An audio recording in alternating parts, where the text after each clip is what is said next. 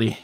Hey, we're live. We're Brap. We love gaming. Sorry we're late. We're talking about how my mom blocked me on Facebook. Yeah, don't know. Yeah, anyhow, that's a whole other story. But hey, we have a great show in store for you all tonight. We have it's Alex from the Press Star Podcast. He's gonna come. He's here tonight to hang out with us to talk video games, and we have a lot to talk about. We have Xbox hands-on or Xbox Series X hands-on impressions, and we got another discussion revolving around crunch.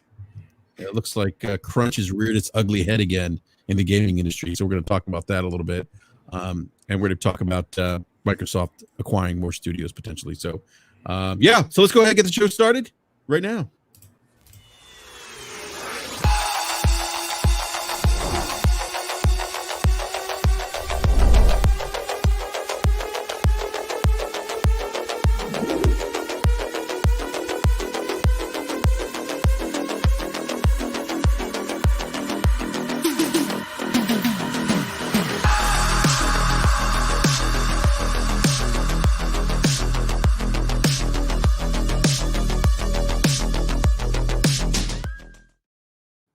Every time I hear that, I feel like I'm about to go literally to do a part of John Wick's action film. That was incredibly professional. I've never seen that before. Like, did you just set that up there like with Streamlabs or something, and just hit the button and it goes? Yeah, that's it. Just hit the button and it goes. That's awesome, dude. Yeah, thank you, man. I appreciate it. Yeah, with Forte, it's funny you mentioned John Wick. You're right, because it gives me those John Wick vibes. Yeah, so, I feel like I'm about to go in the club and go on a killing spree, I guess. Oh Jesus. Yeah, Forte Wick. Not me, of course. I'm not as good as Keanu Reeves. I don't know, Forte. Yeah, you got that infectious smile, so I don't know, man. Oh God, here we go. Look, man, it's way too early in the show. This show is not about to end like the last show ended, or the one 2 weeks before that ended, sir. So we're gonna move on. Mm-hmm. We don't want Alex to put another patch on his other eye. Well, I mean, listen, that is. I mean, if you know where that's from, I'm going to give you some props for that. I mean, if you can figure out where this meme came from or what it is from, then I'll give you mad props. Metal Gear. There you go. Which one? Metal Gear. Yeah. Solid, right? Which one? I mean, the first one. Which one? One? You done goofed. You're out of here. Get going. It's 5. It's V. He's got the shrapnel in his head. Yeah. Oh yeah, the strap. I didn't see the shrapnel. I see it now. I see it. So basically, J-Main. I think J-Main said that he didn't like Metal Gear 1, and I took my gun out on stream. That's my real gun, by the way. And and then Seal of Quality photoshopped it, and he gave it to me. So I was like, "This is perfect." So that's my avatar now. There you go. Nice. Well, Alex, welcome to Brap, sir. You are part of the PlayStation podcast. We've our PlayStation. That is not. Nope. No, it's not. It's the Press Star podcast. Definitely not the PlayStation. I'm sorry. It's not Press X to be bored. It's not that show. Yes. It's wow. Wow. We're starting already. Early already. It's the Press Star podcast with Kofi and crew and Jack Move. We've had Kofi, Jack Move, and J-Man on before. So Alex, super excited to have you on, man. Like I said, I was telling Alex earlier. I was listening to the show, and I was like, "Hey, wait a minute." You're like, "Hey, what's up, Brap?" I'm like, "Oh shit, I gotta get Alex on." I'm like, so I reached out to him, but we're gonna have a fun show. I don't know what took you so long. Yeah, I don't know either. You and him are like a match made in heaven with this PC stuff. Excuse me, sir. What's wrong with PC? Nothing. I play on PC, so I'm with you. Yeah. But I just thought that I just thought you would have, made this connection a long time ago. Hold on. You do play on PC? Yes, I do. Are you sure? What do you play on PC? I'm playing Control. I'm playing Control as we speak right now. What's your Steam account? Same as it is right here. Gaming Force. Go look it up. Let me pull you up here. Alex is gonna do the. He's doing some background investigative work on Forte. I'm just saying, like you play Destiny like 99.99999% of your time, and you're usually playing 4,000 hours on Xbox. Wait, 4,000. Wait, hold on, 4,000 hours. You have the time to play on PC. When did Destiny hit Steam? I don't know when that is. When was it? Like 6 months ago, and like I got 4,000 hours in 6 months. It's not real. Like you. all right, you playing Control. It's like your first time playing the game on your high end PC rig and like forever. But okay, just because you gave us the go. Your profile has a picture of Voltron, right? Yes. Okay, so why are your achievements locked? Why are your games You're locked? not locked. Oh, be quiet. My achievements definitely aren't locked. I'm looking at your take a look at this now. There's nothing there. Is it because hold on, bro? Let me go look that up right now because ain't nothing locked. Do you want me to share my screen? I can do that. No, I believe you. Maybe I got it locked to friends. I don't know. Let me go. I'm logging into my account and changing that right now. Logging in. First of all, Steam should always be active on your PC. Well, no, because my daughter flips between her account and my account. That's why it's not on. As Mr. Slow-Mo Backslap said. So, but what's going? I'm gonna say what's up to the panel. What's up, Eric? Hold time. Pause. What? Forte, when the last time you played Control? A couple weeks ago, maybe? September 7th. You were talking like you. He just said he was playing it. Hey, Forte, you said with Slow-Mo and asked you got are you playing? You said I'm playing 3 hours in the game. So did you just like look at the opening scene and go talk to the janitor and turn it off? I did up until you get your weapon and all that other stuff, and then I waited for some other stuff. I waited 5 minutes of the game. For 5 minutes. 5 minutes. Like literally, so like you get the gun the first 5 minutes of the game. Yeah. You talk to the janitor, you go to the director's office, you get his gun. And then I did a whole bunch of stuff. Whatever I did, I don't know what I did. You didn't do a whole bunch of stuff because Steam said you only played the game for 3 hours. 0.3 hour. Okay. 3 hours. 3 hours is better than no hours. It's more hours than I played. Hold on, it's more hours than I played Spider-Man. Hey guys, real quick, the live chat saying we sound like the presidential debate. All right, Forte, what's your Xbox Live account? Oh boy, same thing. Game Forte, go look it up. Pull you up there. I'm gonna use my Xbox gaming app. Oh yeah, that's the best. You hear Alex type in the background, but yeah, real quick, let's get to the panel. What's up, Eric Jackson? What's going on, dude? Not too much, man. Just sitting back laughing. right? Hey, this is what I'm talking about. Somebody, you got to be able to call people out on their stuff. I feel it. Let's go. Yeah. What's up, Forte? How are you doing today, sir? I'm good. Yeah. I was playing Destiny a lot last week with Luca, trying to get some weapons for some people in the game. And outside of that, making videos and helping people with thumbnails and stuff. That's pretty much my whole weekend. Yeah, I saw the thumbnails. I saw the thumbnails you did for Luca, man. That's awesome stuff, man. By the way, everyone in the live chat, thank you guys for coming and hanging out with us. Please hit the like button, but also go to the descriptions in the bottom below and please check out Slow-Mo Backslap and Gaming Forte's DPS podcast. I can't talk today. The link to the last night's podcast is there in the bottom.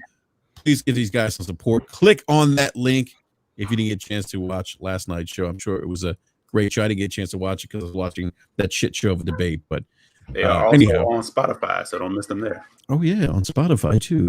You're right.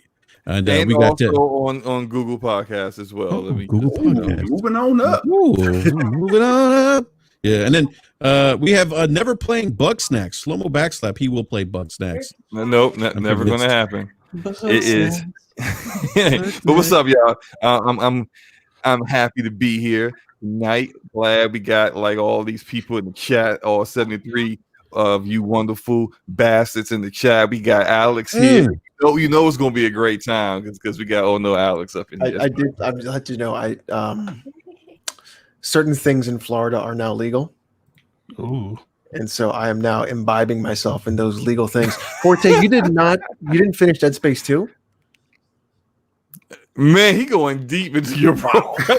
Wow. Listen, you got time to 100%. No, you know what? We're gonna play Dead Space 2. Wait, hold on. No. That's fine. I got you. No, you're good. I know I beat one. I'm just gonna grab my popcorn right now. Good, man. Good. He going deep in it. Let's go. That's what I'm talking about. I'm just saying. Look, listen. All you play is Destiny. You say what? All you play is Destiny? Yeah. Yeah, literally. Yeah, Dude, pretty let me much, tell yeah. you. Is Let's it be even a for video real. game anymore? Let me tell you something. And I told you, Destiny was the worst thing that happened this generation because I came into this generation Yeah, with it's a bad 70, game. The 78. truest thing you ever said. I came into this generation with 78,000 gamer score, and I'm leaving it with 99. So I only got 21,000 over the course of this generation, and it's been 8 years down there. Slow-mo said. So I'm not going to say that it's not a drug because it definitely is. Yeah, because you 100% at Destiny 1. They try and Destiny 2. Destiny 2. No, Slow-mo clarified on one of the podcasts a couple weeks And I ago. took a break and played. And I took a break and played God of War in the middle and beat that. But that it's was not even good. Like Destiny's not even a good game. Yes, it is. What are you talking about? No, it's not really. It's probably one of the worst onboarding experiences you could possibly have in any. Well, I'm not going to disagree with you on that. Now, when it comes to the onboarding, I will say I think Warframe's onboarding experience is worse. But I enjoy. They don't have an onboarding experience. They just drop you in and say Warframe just drops you in. It's like, hey, here's what gonna do.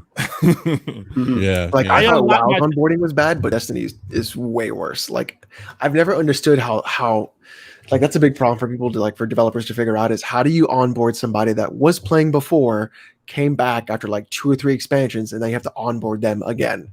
Yeah, and be like, here's all the changes. Read those 45 pages of patch notes, by the way. It's like, it's definitely not a game that's built for like leaving for a while and coming back.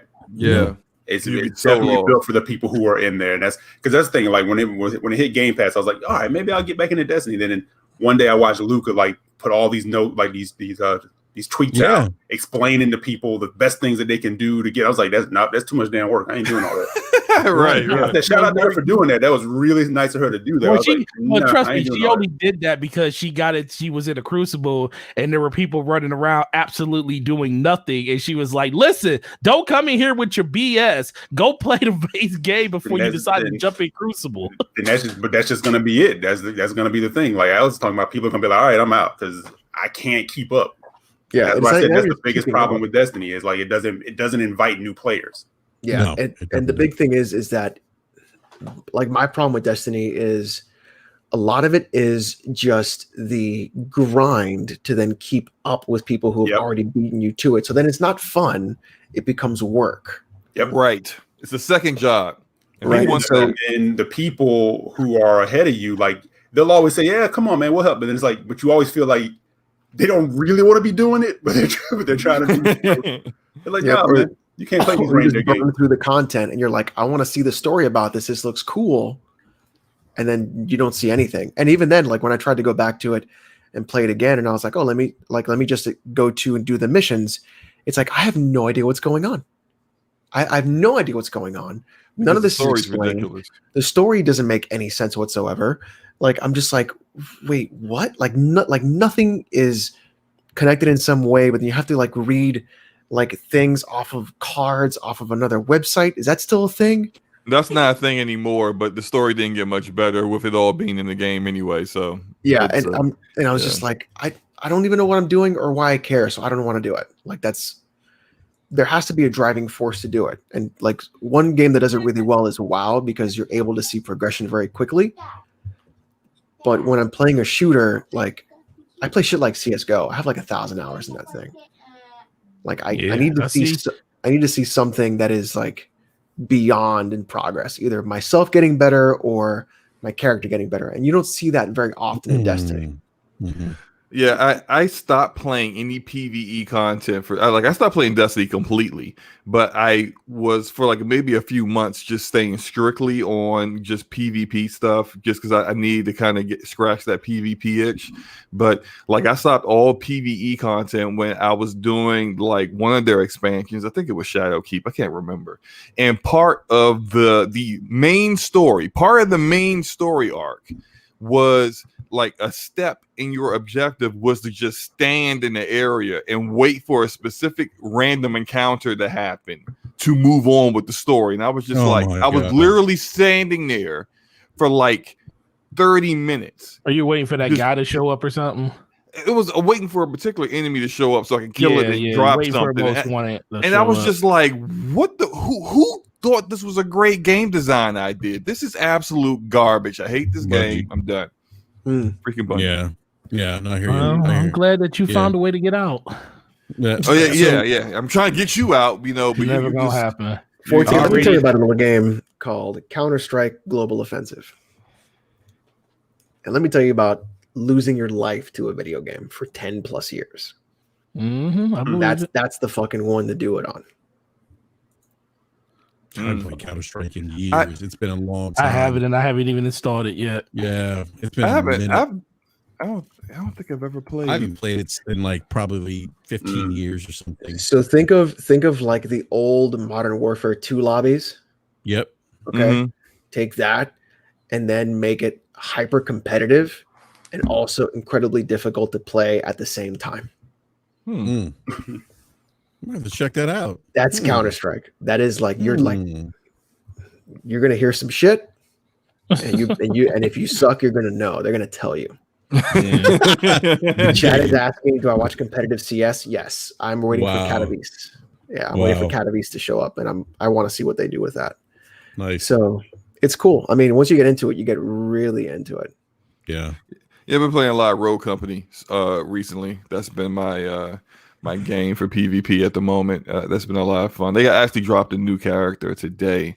I haven't got a chance to play that character yet, though, just because I've been doing other things and work and stuff and kids, you know. But Life. Real life stuff. life. Yeah.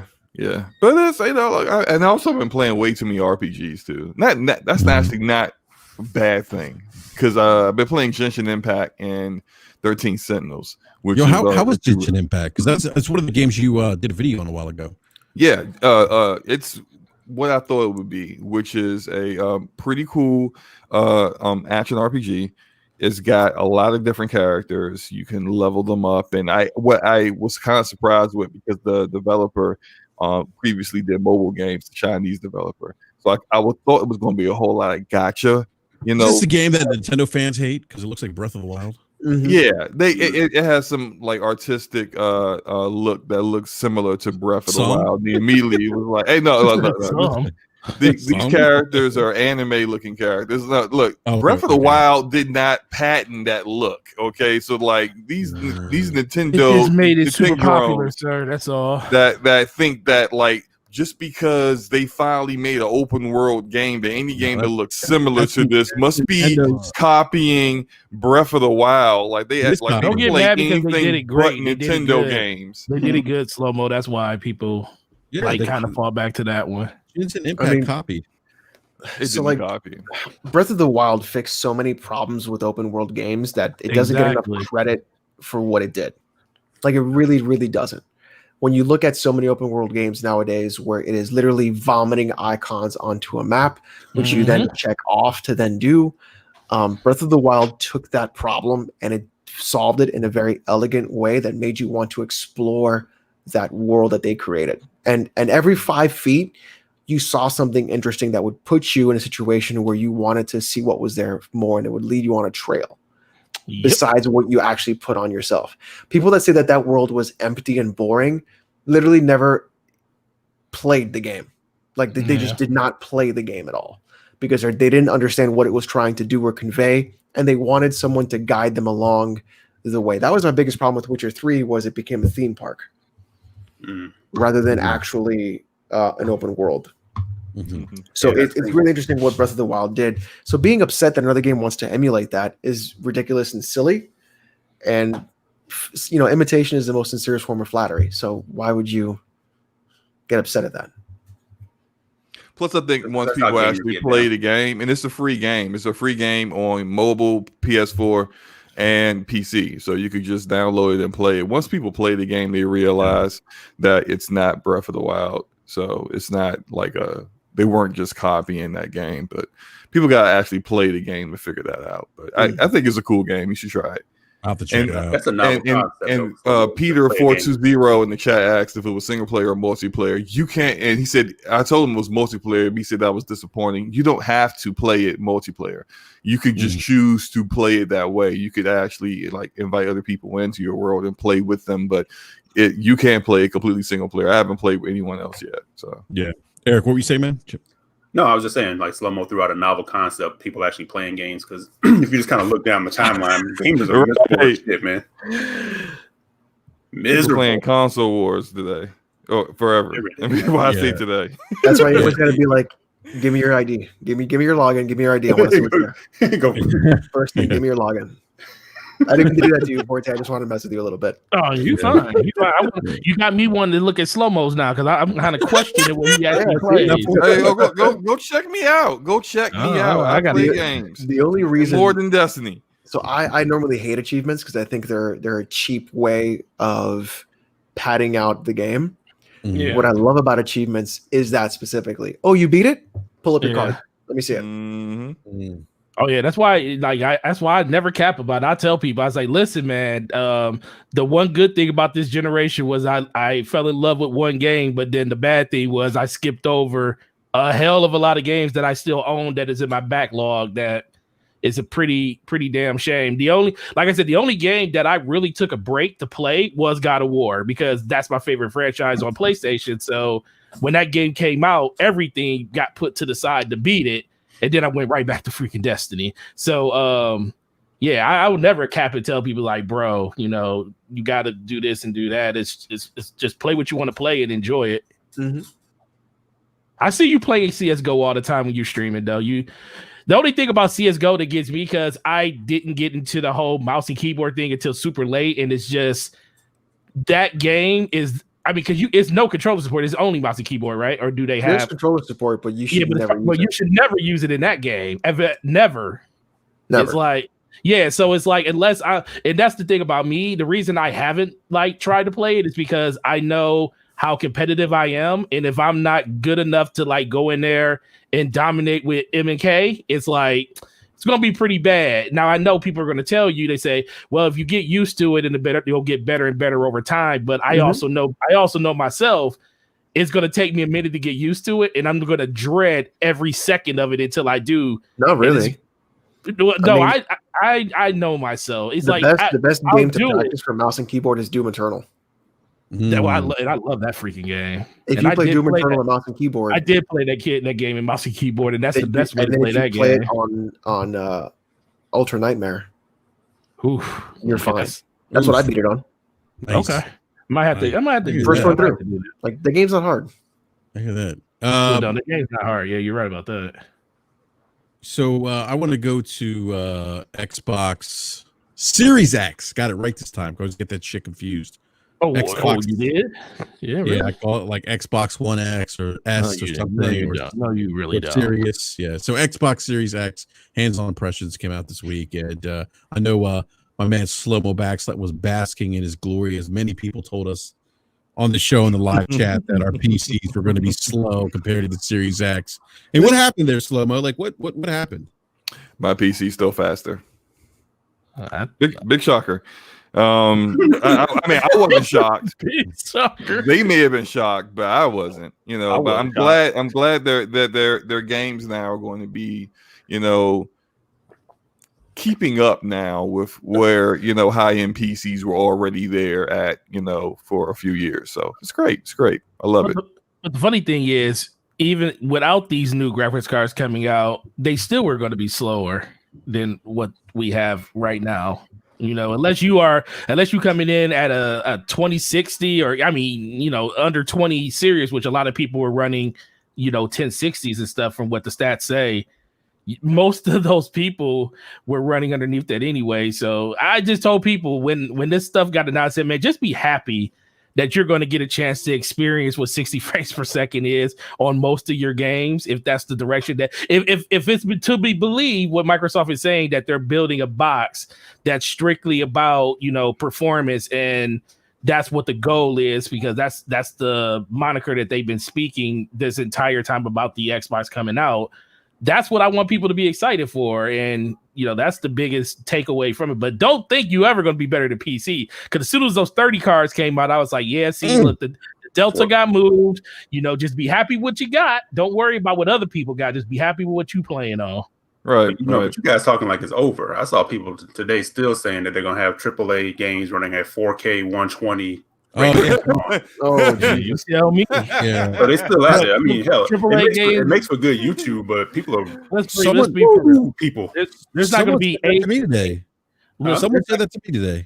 Listen, there's not going to be a game that runs on any of these let me tell you, unless it's a side-scrolling game that's 4K 160. That's the only way we gonna get that. But you ain't gonna get no game that's AAA running at 4K 120. It ain't happening. We're getting an open world game. No, it ain't happening. But Eric, I was told by multiple sources that the Series X is a 2080 Ti for $500. Yep, I've heard that. That was multiple people on the Twitter were telling me that. Even Digital Foundry said that, even though they didn't say that. They never said that. Alex, when you have to make entertaining YouTube, you have to cap a little bit. How much VRAM is on that thing? That's a little bit more than a little bit. That's a whole lot of cap. Then, Eric, I was also told that the SSD in the PS5 is unlike anything on Earth. Right. And that it will literally change gaming because the SSD in the PS5 is now the graphics card. I'm laughing. Alex. What you're saying is true. Like people actually said this stuff, like what you're talking about. Yeah. And it's funny now, like now that we're seeing these like I was watching a Digital Foundry video with the Xbox hands-on impressions and some of these games, backwards compatible games. They were showing like Rise of the Tomb Raider, Hitman. I forget what other games are showing. The God of War. I mean, like that. They're not God of War. I'm sorry, Gears of War. I'm like the God of War. I'm like, I have never heard of that game. Hey, Slowbo, that's the Wu-Tang game, the God of War. Yeah. I just had a Biden moment. I'm sorry about that. Jesus, please don't. You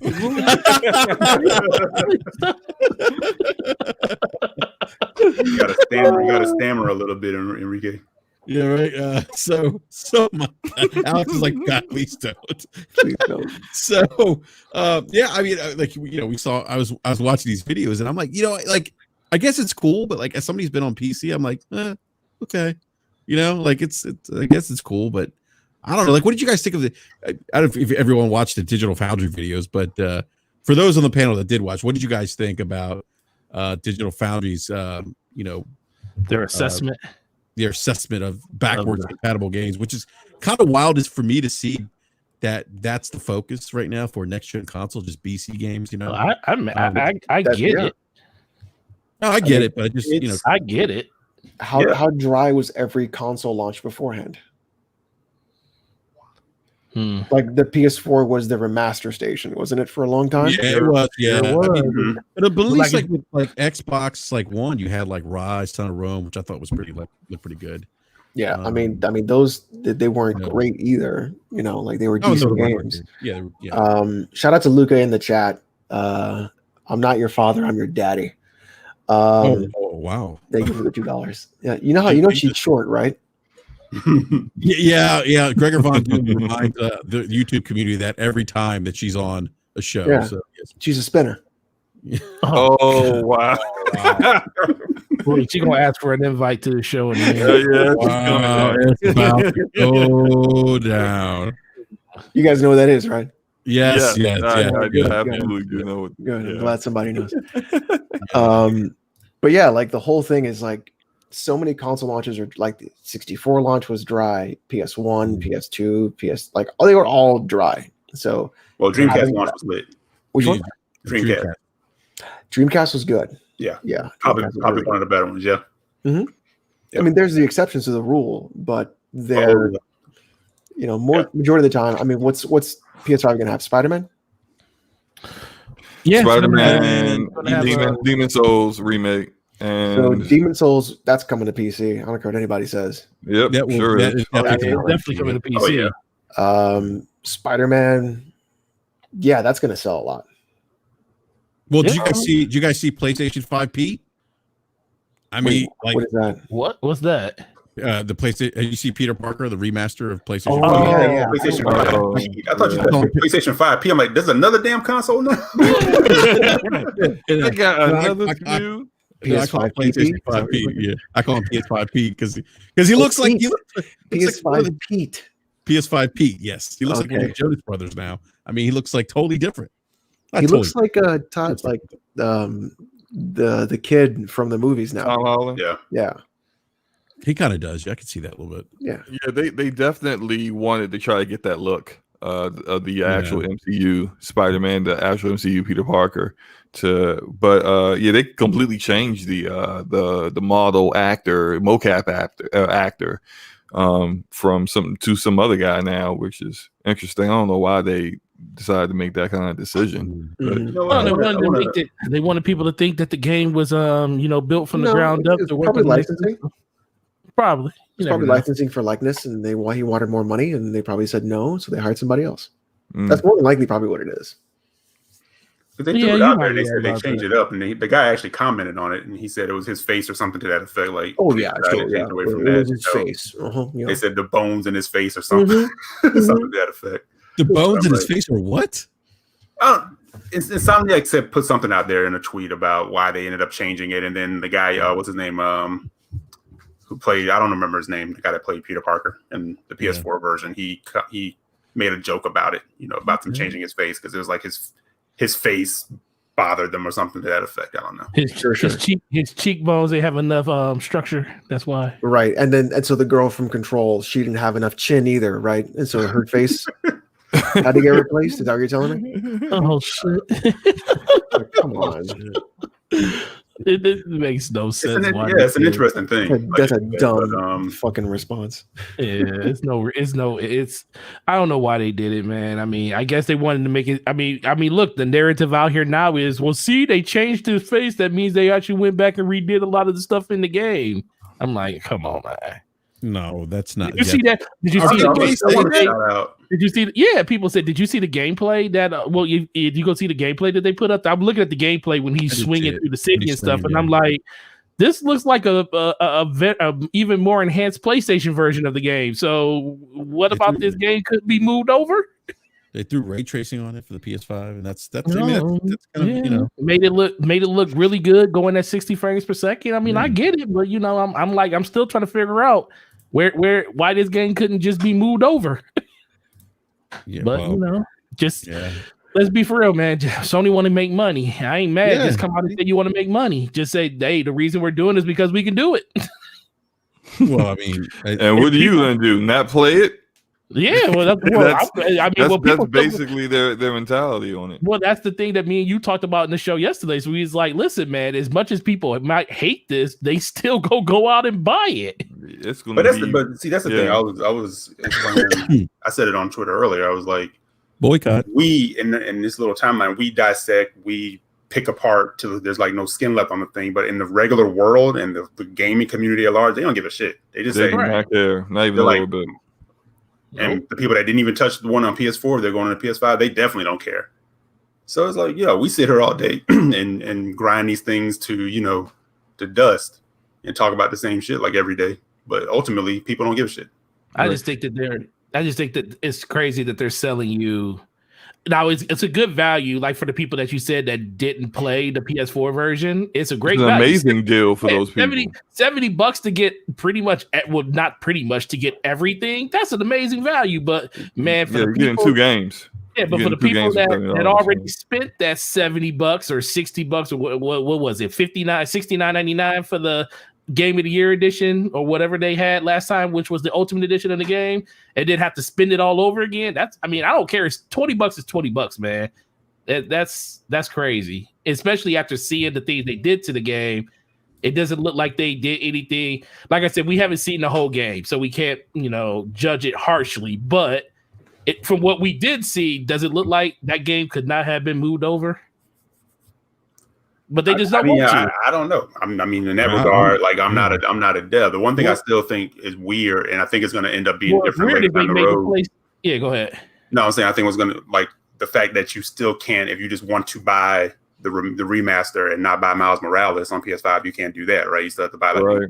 But I think in a few months' time, once that game sales slow down, all of a sudden, miraculously, there's going to be the $20 version on the PSN or whatever, for you to pick up. Mm. But the other thing is just like, in my way of thinking, like if they upgrade it, so you're able to take Miles Morales from PS4 and move that over and not have a problem. Are we saying that the improvements that they made to the PS4 version of Marvel Spider-Man are so great that it literally just cannot be moved over when they made the same, when they're literally taking the same game for the PS5 version and I guess downgrading it to work on a PlayStation 4, but they can't do that in reverse. But they're doing it with one game, but they can't do it with the other. I think I understand what you're trying to say. So it's just like, okay, if Miles Morales can move from PS4 to PS5, why can't the remaster of Spidey? Right, exactly. Why can't it? So I'm wondering if it's just, I don't know. Like, I think. Go ahead. No, I was just. I think they said that part of it had to do, and again, this could be marketing speak, but it had to do with that they put new achievements in, things like that. And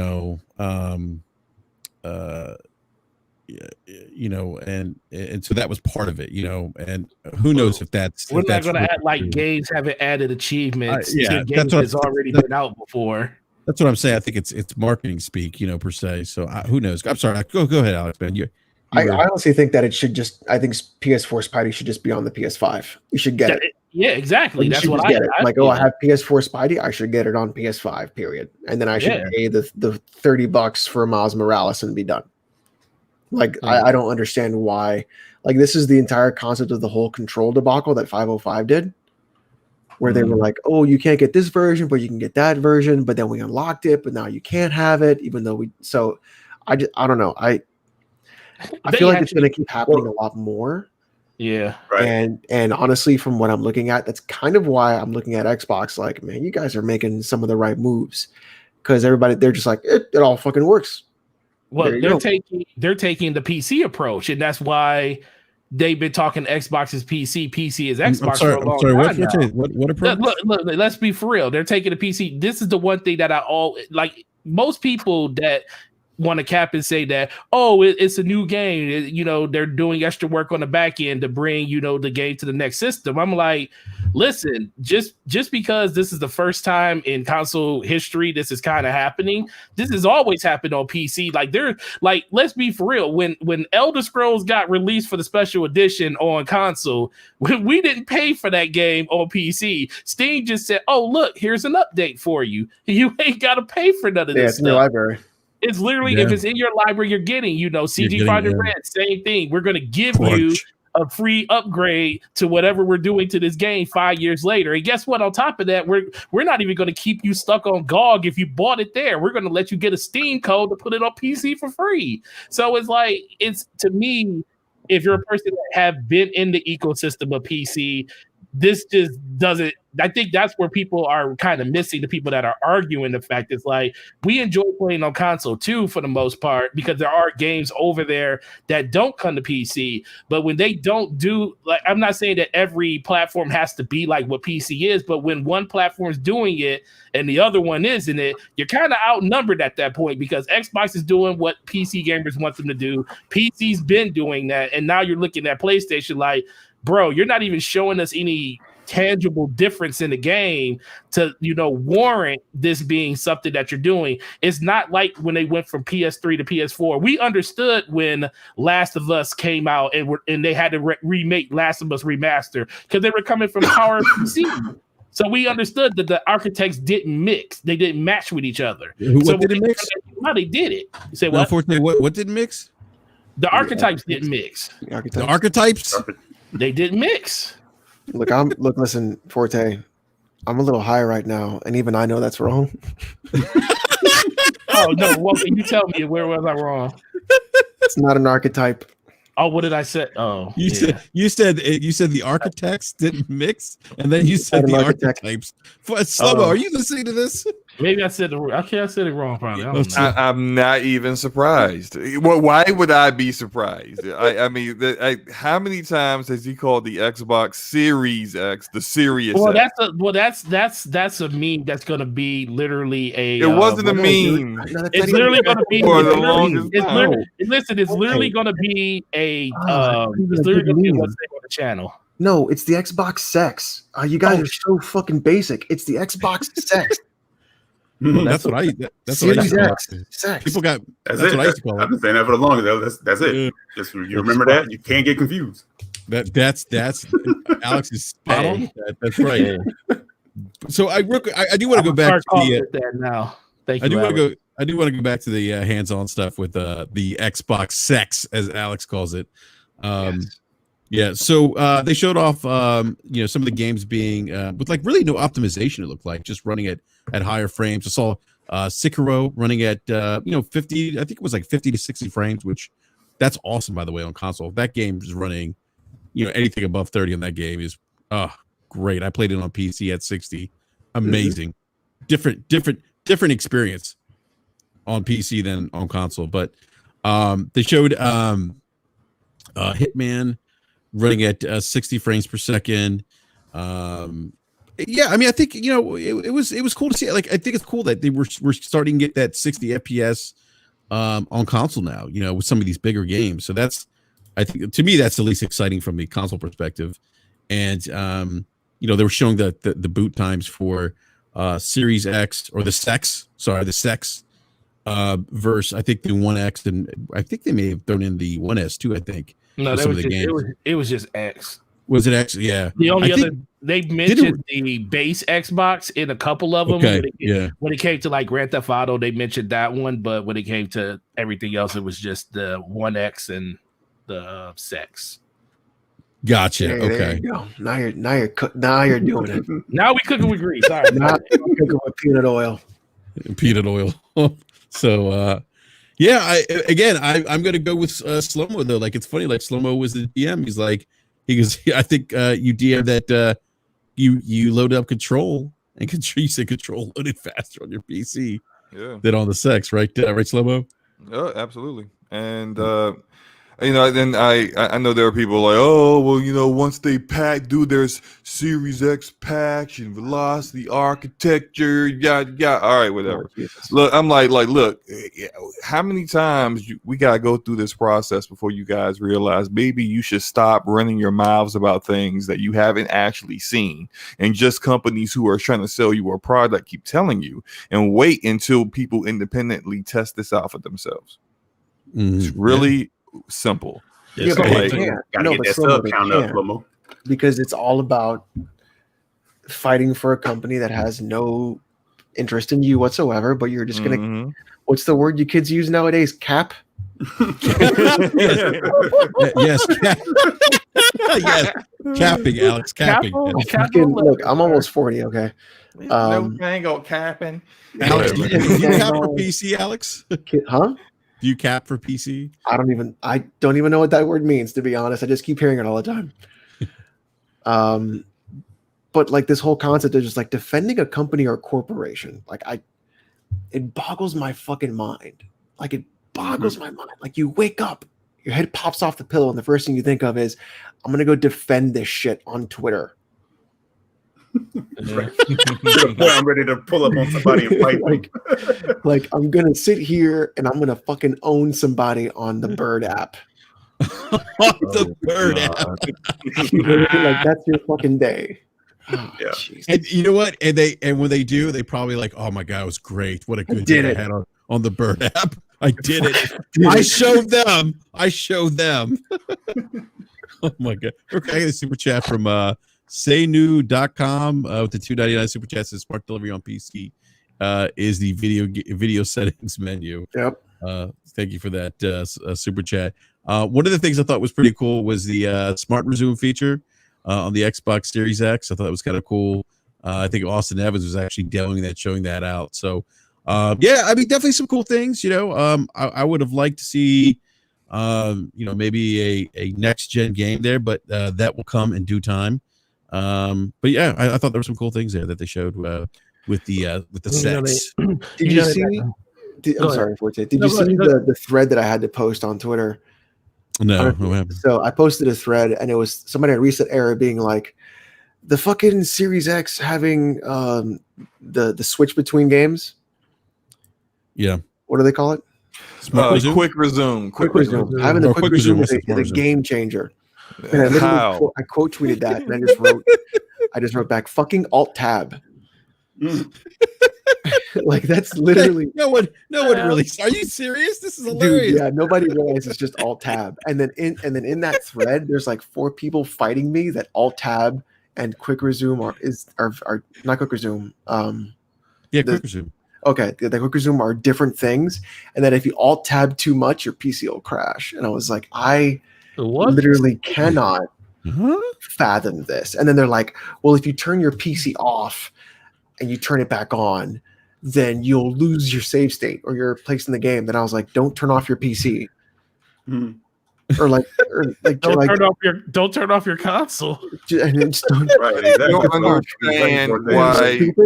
Like, I don't understand why people care. Like I was saying this yesterday, and I was just like, me personally, I have never ever wanted to have 5 games suspended all at once. Like, why? What is give me the real world scenario where you need this? Like, I can understand if you're playing a single player game and like your boys hit you up, someone hits you up like, hey, we need one for whatever game that's multiplayer, and you can just quick resume whatever, go into that game and play it, and then when you're done, go right back to your other game. So yeah, 2 games. You're like suspend 2 games. I get that. I've been in that scenario before where you're like, all right, well, hold on, let me get to a save point. Or, hold on, let me, like shut this down and boot up the other game. It's cool for that feature. But beyond that, what's the purpose beyond that? I don't get it. Like, let me just freeze this game. Let me go freeze another game. How about you beat some of these games and stop just jumping around with them all the time? Like, I don't understand what the purpose is here. You know how on Xbox, you like when I played on Xbox on the 360, when you get like people putting in a new game, you get the pop up. There's these people just popping up all day long on your fucking feed because they're switching between games. Right. Yeah, I remember that. If my PC crashes, it's because I'm doing Alt Tab to see what happens. Oh, okay, cool. With Adobe Audition running, with Photoshop and Premiere running, and After Effects. So. But you can't Alt Tab or else your PC will crash. I've been Alt Tabbing for the last 3 minutes and nothing's happened. Maybe I shouldn't be shocked that someone said that to you, Alex. I want to be shocked, but I can't. But then I'm like, no, doesn't surprise me. Here's the thing. So Eric, you watched that video too, right? Which one? The one about Austin Evans loading quick resume and shit like that. Yeah. So how long did you say that it took to switch between games? It was like on average, from what I saw, like 5 to 10, 11 seconds. 5 to 10, 11 seconds. Okay. Brap, you've got an SSD on your PC, I have to presume. Yes. Okay. How long does it take you to load a video game?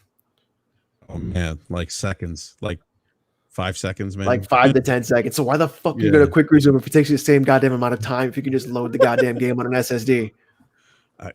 Look, man. Listen, man. Let the console people have they win, man. They coming from the dark ages, man. They're coming from the dark ages where all of their games so confused. all their games took like 6 years to load. Some of them still put disc in their system. Come on, man. We got to give them a break. Alex, would you agree? Eric says is that PCs are not PCs, but these consoles are basically like PCs on trading wheels now. That's what they've always tried to be that. And then when they finally went to x86 architecture, architects,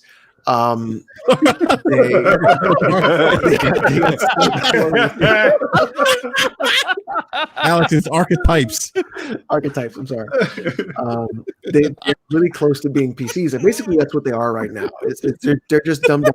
You got your hard drive, you got your day one patches, you got your all that bullshit. So it comes across the board, and that's why I'm just like, well, not anymore. I was like, just go get a PC, but now I'm like, you know what? No, don't come to PC. I don't want you gaming on PC. We don't want you here. I don't want you here. Like, if you're like one of those, consoles are better, but I game on PC. No, you don't. Just don't come to PC. Just don't even. Oh, PC's trash? Yes, it's the worst. Don't fucking play on it. Driver updates every day. I just no, I don't want you here. I'm putting up the wall, y'all. Do not come to PC. Is that like a thing now? Because I don't see as many PC guys. I telling people that anymore because he used to always be, just get a PC, just get a PC. I don't see you guys doing that anymore. Not anymore. I mean, that's like a movement. Like stay over there. Well, the reason is because a lot of the bullshit that console players will want on the PC, and so they're just like, and then so. That's true. Then it'll be the games that sell well on PC won't sell well anymore because everybody's buying just the console versions of those games. So like Crusader Kings and stuff like that, right? Like, City Skylines, those really weird, obscure games that people are really into that sell really well because it fits that market. But then everybody coming over like Horizon Zero Dawn, stuff like that. So the joke now is like, no, don't come to PC at all. It's the worst. It's like one of those. Mm-hmm. So they're just doing that pretty much. Mm-hmm. Now, speaking of hands-on, aren't we supposed to get like some hands-on stuff with PlayStation 5 next week? Who knows? I thought it was this week. I thought that was this week. I thought it was last week. Yeah, exactly. I thought it was last week. Who knows? Yeah, who knows? I mean, Travis Scott got a controller. That's all I know. Yeah, Travis Scott's got a controller. There's actually a website. I forget who video did I see it? Oh, Unbox Therapy had a video of somebody. He actually did a teardown of the controller. So we actually seen something happen for PlayStation when it comes to that. That wasn't through them. More controller stuff. Yeah, the controller actually was a complete teardown of the controller, which actually looked pretty cool. What you guys don't realize is the SSD is in the controller. Oh, you stupid. But you're talking about the controller. Hey, speaking of SSDs, you guys think that $220 price point is expensive? No, relatively speaking to the price. That's about the price of a Samsung 980. Yeah. 980 Evo. You don't think it's on par for fourth generation PCIe and NVMe SSDs. It's on par. Slimmer, you don't think though that it being almost half the cost of a console is not? Don't buy that console if you're gonna be, but you shouldn't be buying that console if you're buying that hard drive. I mean, who knows? I mean, they had to take such a massive loss on that. Yeah. They're definitely taking a massive. And they're taking a massive loss on the Series X because I honestly believe these consoles were supposed to be $599. 100%. Yeah, I think so too, Alex. Because remember, it's a $500 2080 Ti. So, so can I read the super chat? Yeah, go ahead, man. Yeah, Sean Murray, thank you for the $5. Hey, Alex, I was wondering, I have a PCIe Gen 3, and in the same games takes about 30 to 60 seconds to load a game, so it does not load in 5 seconds, please. First of all, Sean, let's have a conversation here. The PCIe Gen 3 is the slot on the motherboard that you have. What you have is an M.2 NVMe SSD. If you even have that, because what you wrote is so incorrect that I'm probably guessing that you're lying. You paid $5 to lie on a podcast. Not a smooth move, by the way. Then you're telling me it takes 30 to 60 seconds to load a game, so it doesn't take 5 seconds. You clearly do not have an NVMe. You clearly do not have an SSD. You should donate another $5 to Brad Podcast for making me read this out loud and damage you that live on stream. I don't know any SSD to take. What game is he playing? I mean, Sean, when you go ahead and donate again, could you also tell us, give us the specs on your build so we can actually Unforgiven. that. Unforgiven said he should donate again for bad punctuation. So Brad saw that like on the Press Start podcast. I'll read the super chats, and then if I see bad punctuation or bad grammar, then I'll just tear into them, and then they'll donate again, which is really weird. Oh, that's great. Let's see if that trend happens. Is their punctuation any better when they donate again? No. It gets worse. Now they're mad. Now they're real mad. They're so angry. No, but you know what though? But like that's not even like when I read that, I'm like 30, 60. What? Like Slimmo, you and I talked about when I first got my SSD. Remember? Because I think you're the one that helped me install it, right? Mm-hmm. And I, as soon as I loaded up Warzone, I'm like, oh my god, that shit is like loaded up like in like 10 seconds, man. Right? It was like instantaneous, right?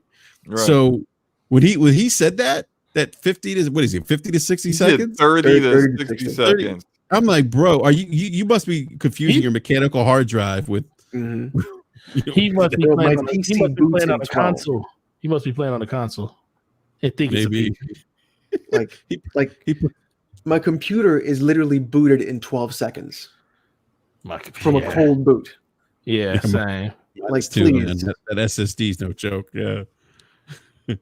He's quiet now. No, wait. Oh, He says, Hey, boom. See, boys, works every time. Sean Murray for the $2. oh, did he give $2 again? I don't see it. Oh, here we go. yeah, Here we it's go. there. All right, here we go. What? Here's the wanna read that out? 970 NVMe. Yeah, it's the Evo. Okay, Yeah, no. All right, I will have. Okay, listen. All right, I will have. I have M.2 NVMe 970 plus Samsung. Boy, then go return it because it's defective. That's literally one of the best SSDs on the market. Like, I have the 970 Evo Plus as well installed. I got the 1 terabyte. Yeah, none of my games take 30 minutes to load up. Sorry, bro. Seconds. I got it. I think some of you and I have the same one. Yeah, I don't even have I didn't even upgrade to an NVMe. I have all my games on a 1 terabyte T5, and my games don't take longer than 12 seconds to load up. You see, Eric, this is why you need to join PC, man. Wow. Eric, are you only on console? Yeah. Yes. Good, stay there.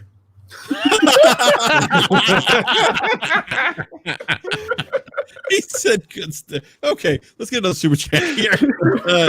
Sendmute.com with the $2.99 super chat says, any opinion on Oodle Kraken 17.3 gigabytes a second on PS5 IO? Any thoughts on that guy? Oh, the IO throughput. I haven't heard that fucking word in 6 months.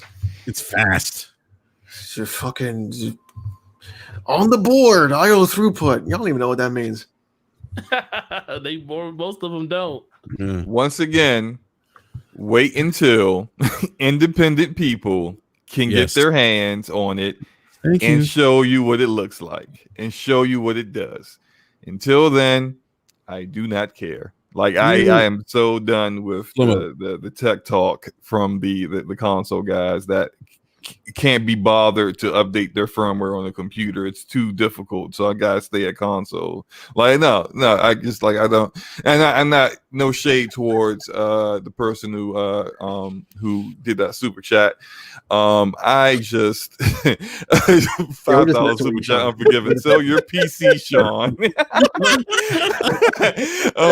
I just like I'm just kind of done with all the tech talk for a while. I just want these consoles to launch, and then we see what they do with the games, and then we see Digital Foundry test them against PC, and then everyone shuts up. Yeah, I just want to see Richard Ledbetter say 4K. Yeah, I agree with you. Hello, this is Richard with Digital Foundry, and I hope. Oh man. Look, I'm gonna tell people like I always like. Alex, how you feeling right now, man? Hey man, I might take another hit, bro. Take another hit. Go ahead. I just realized Slow-Mo's name is Archetypes. Yeah, he changed the archetypes.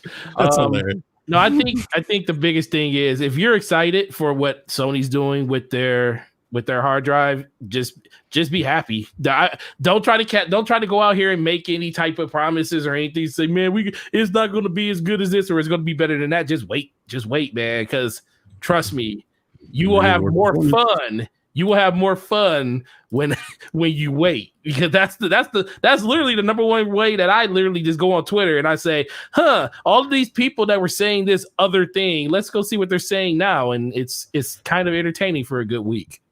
Yeah. By the way, quick shout out to Sean Murray. We're just we are just teasing. It's all in good fun, man. We appreciate you being here, man. Just we just roast a little bit. It's all in good fun though. Seriously, it really is. We appreciate you being here, Sean. Thank you. Yeah, I mean, real world performance. I mean, Optimus Code has been beating that drum for months. I talked to Code on Discord. He's so over all the tech talk and stuff. He's like, I'm done. He's like, I'm done. Is this? Oh no, I know who you're talking about. Yeah, he's like, uh-oh. Go ahead. Speak your truth. Let's go. Yep. Take Jesus Christ. That dude has okay. All right. That dude has had some fucking hot takes. I'm not talking about like an Alex hot take. I'm talking about like some real fucking hot, like fresh off the grill takes. Because boy, oh man, I don't know if I should do this or not, boys. Oh, you're good. It's safe environments here. Okay. I'm not trying to be disrespectful. If we're talking about someone who is a coder, who has coded things and is a programmer, and he knows so much about games, I want to see the games he's coded for. I want to see the programs he's made. Because you can say a lot of things. It doesn't mean they're the... You can say a lot of things. But show me what you got. You know what, Alex? He probably would show you his work, man. Because someone actually said this something similar to him on Twitter, and he said, and this guy's like, oh, I'm also a software engineer, whatever the case was, I forget what it was. And Code was like, all right, let's have like a code off, basically. Not like I say code off because it made me think of a dance off. A code off? A code battle.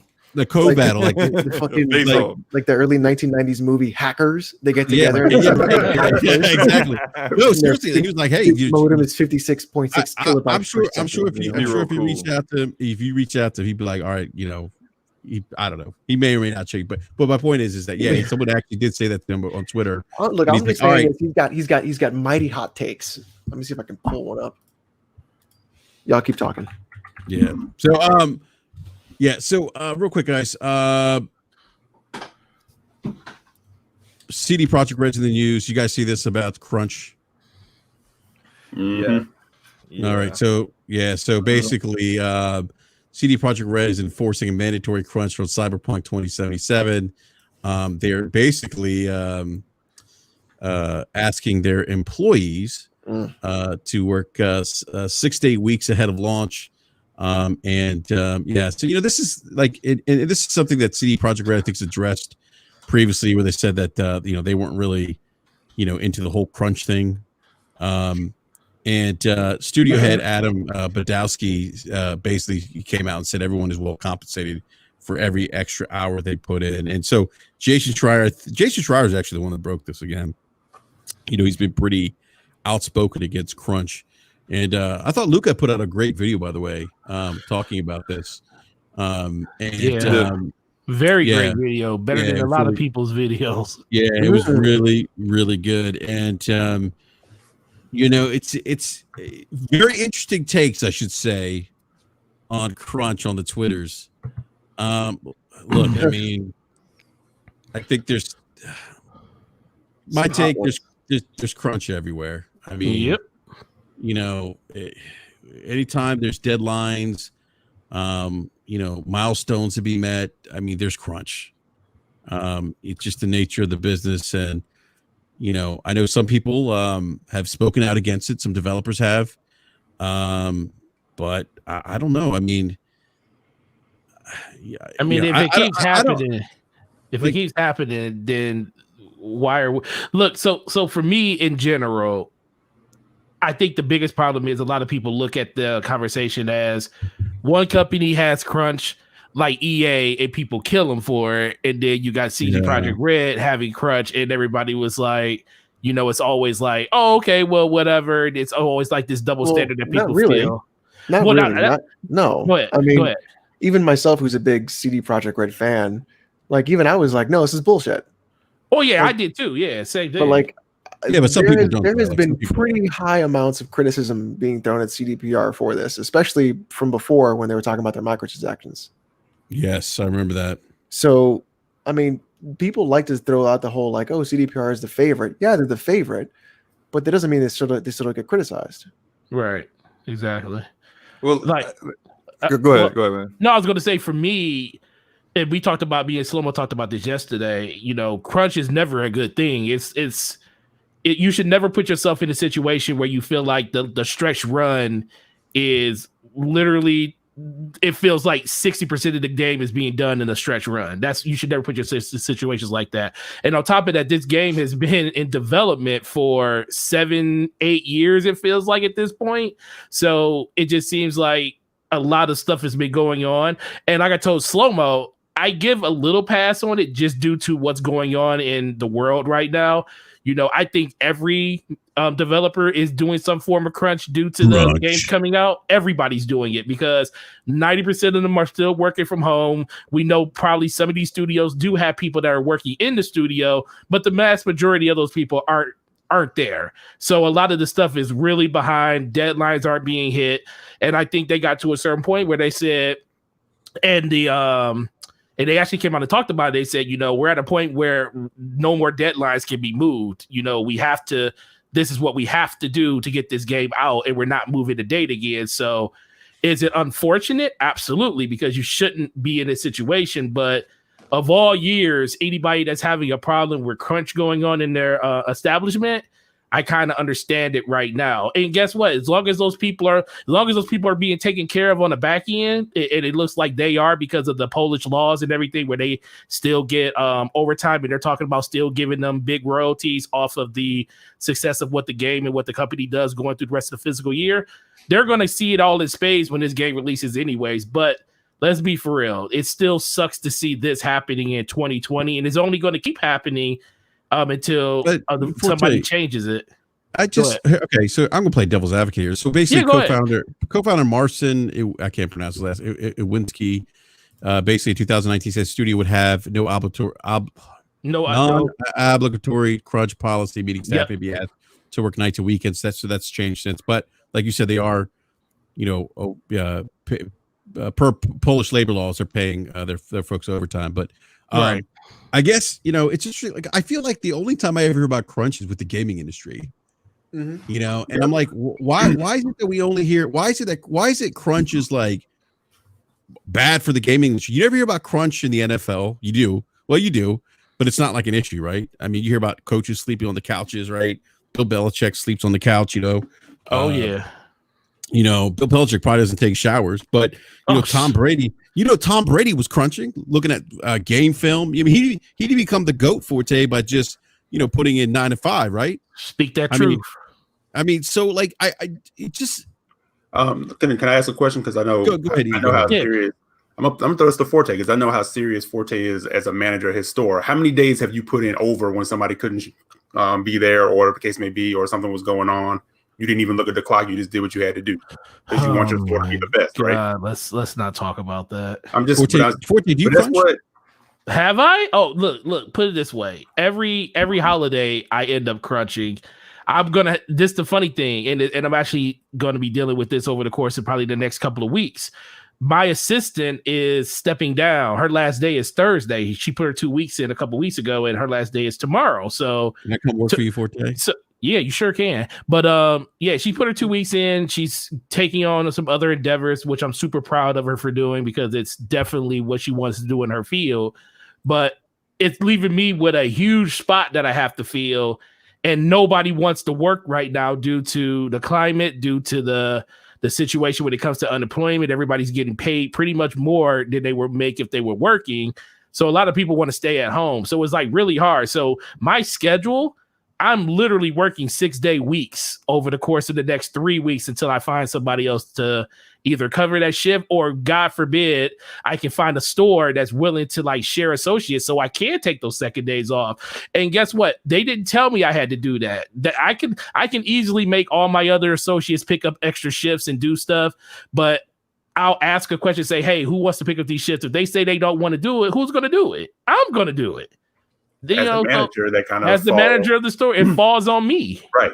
And that's what I'm saying. Like, Enrique is absolutely right. And it's funny how people they get on this high horse about, you know, developers, and because we love gaming the whole nine. But any industry where you want to be the best and you have to be on the top, sometimes it happens. It's not ideal. It's not perfect. But bottom line, nobody has a gun to your head to do it. No, they just have your job. They have your job. They literally have your livelihood, your home, your family, your food. I mean, you know, living. Yeah, they have all that. But again, okay, if you're not feeling that, you do not have to stay there. Okay, so then we're just going to get a job out of the job tree in the backyard? The job tree. You know, if that's how you're feeling, then you go and you apply for a different job. Look, I came out of the advertising world. There were times I worked 24-hour shift to try to get 100%. Something done. You can apply to as many jobs as you want. Does that mean you're going to get one? I feel like if you're decent at your job, yeah, you can. I mean, I think if you're good at your job, I'm not saying it's right or wrong. Well, the thing is, here's the issue, right? We can all make this argument like, well, you hear the arguments that I've heard all day. My job sucks. Your job has to suck too. Go get a job. Go get another job. That's just what happens. Here's the problem. That shouldn't be what just happens.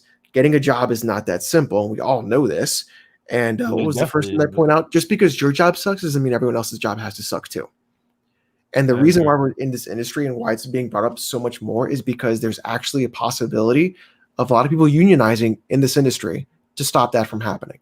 And then the criticism isn't really coming from the fact that crunch exists. The criticism is coming from that CDPR has said in the past, we're going to fix this so it doesn't happen again. Right. And yet it happens again. Yep, exactly. That's my issue with this. And I've been sitting back letting you guys speak. I think my biggest issue with this entire situation with CD Projekt Red is the fact that they said it wasn't going to happen again, and then it happened again.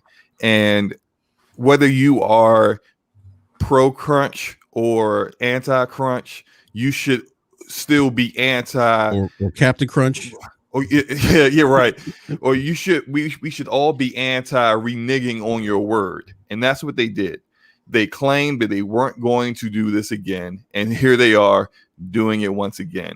For the staff there, that has to be pretty demoralizing, considering like, whoa, what else? Like, whenever you tell us whenever certain things are going to be a certain way, how can we really trust what you're saying? Because as soon as things become a little bit difficult, as soon as a situation pops up, you are willing to throw everything that you told us was going to be right out the window so that you could, so to go fall back on your natural way of doing things. I want to kind of read a Twitter thread real quick from a guy who used to be a developer who basically had I thought a very interesting point about crunch in general. And he said, if you need mandatory crunch to ship a game in 2020, you are truly bad at your job. You have no excuse. You fucked up. You constantly made bad decisions and you were unwilling to face reality. Yes. You read this one too? No, but you hearing that, and I just said, yes, like that is, yes. A literal global pandemic that had nothing to do with you or any decisions you made in your past has now dictated your future and has changed the world irrevocably, but that's your fault.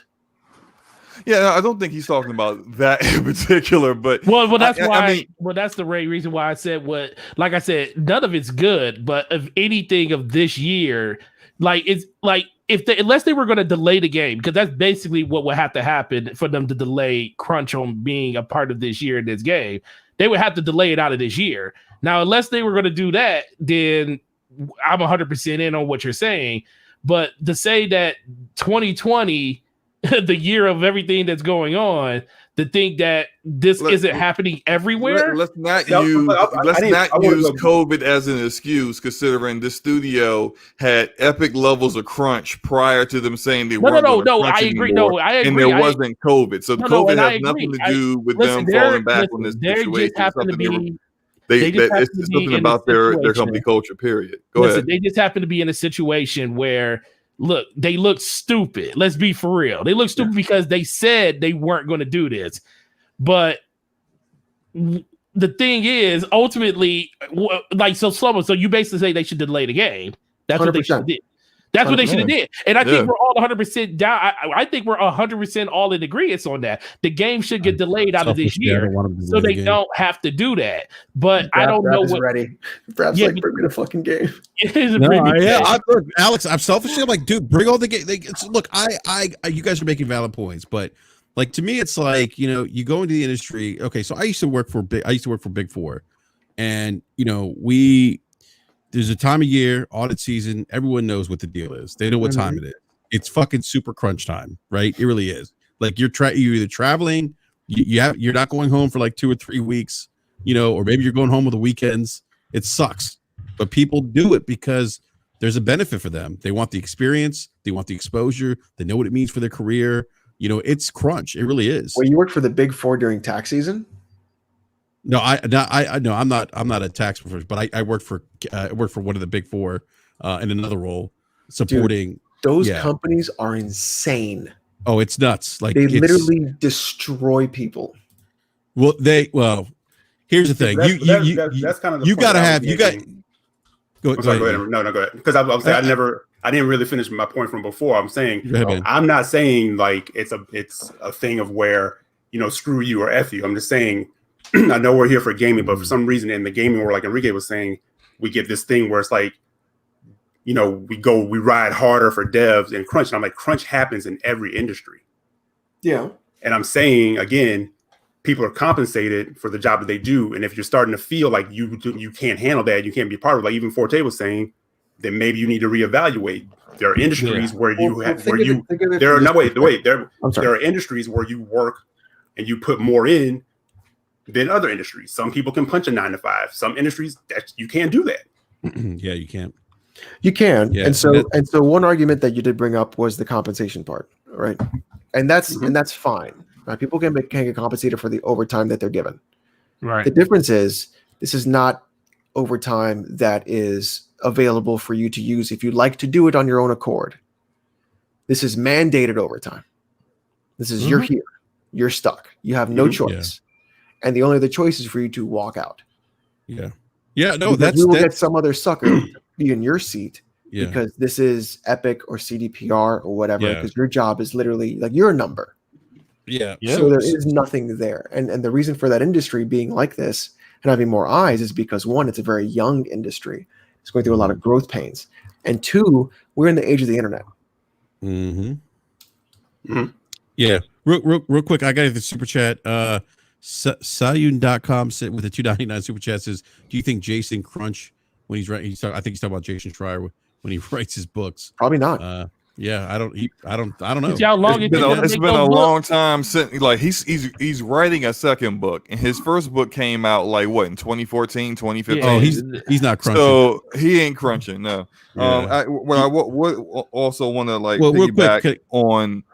Just real quick, just want to piggyback on what Eric was saying is that what you'll find is that like in those situations. And kind of also going into what Alex was saying is that people, if your choices are limited in this industry versus others, because in say like the tech field, I'm a network engineer.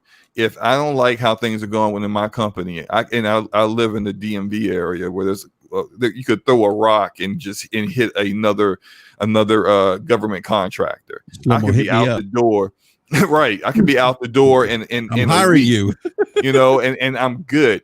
Whereas in the video game industry, let's say one of the devs at CD Projekt Red right now is just like, no, you guys lied. You said there's be no more crunch, no more mandatory crunch. You're doing it anyway. I'm out. That guy might as well just leave the industry because he's burned himself. For no other developer is going to pick him up. He's done. So it's like. But what ended up happening is that this is an industry that burns people out pretty quickly. I think I saw something that was like the average career span for a developer in the industry is like 3 to 4 years, which is essentially like pretty much what the time frame is for a pretty decent video game, like 3 to 4 years of development. They get on out because they realize that the grind is too much. They don't have time for a social life, time for family. I'm like, these people aren't here. I know we get into our whole thing like, well, I just want my game. Fuck them. I get your. I didn't say that. I just said I wanted my game. I'm not talking about anyone. I'm talking about the mentality of like everybody in the gaming industry. The overall mentality is I don't care about them. I want my game. Now I know you're selfish like that, but then they're also selfish too, and they don't care about you. They care about their own health, their personal health, which is affected severely in severe crunch. They care about their work environment and their productivity because productivity is impacted severely when you're crunching like that. You don't work as to your optimum capability when you're on lack of sleep and you never get home and you don't sleep in a proper bed. These are facts. These aren't anything that like I'm making up. And people get in their feelings and they just go, but I just want my game. All right, well, like you can ignore facts all you want and just be like, I don't give a shit. make my game. But these issues aren't going away in the industry. And I'm not talking to you, Eric, or anything like that. I'm not, please don't take it like that. I'm just talking about in general, because I see so much on the internet, people just like, shut the fuck up about crunch.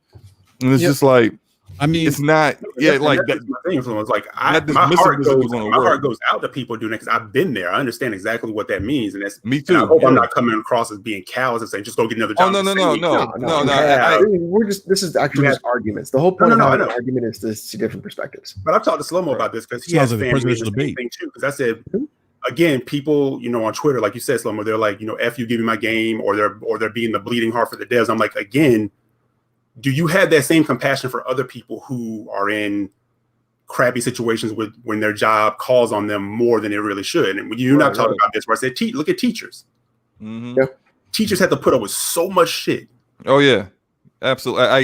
Where's the bleeding heart? You're a teacher. You're an educator. I know you deal with it. My mom. I've come from a family of educators. Like I feel like the majority of my family have been teachers. Right. All throughout their careers. I know exactly what it's like having, just like for example, my mom back in the '80s when working in DC public schools, having me just kind of playing on the playground at the school for hours upon hours after school because she is spending time after that 8 hours that she's worked with her kids, working on her lesson plan for the rest of the day, and barely making enough to keep us off of welfare.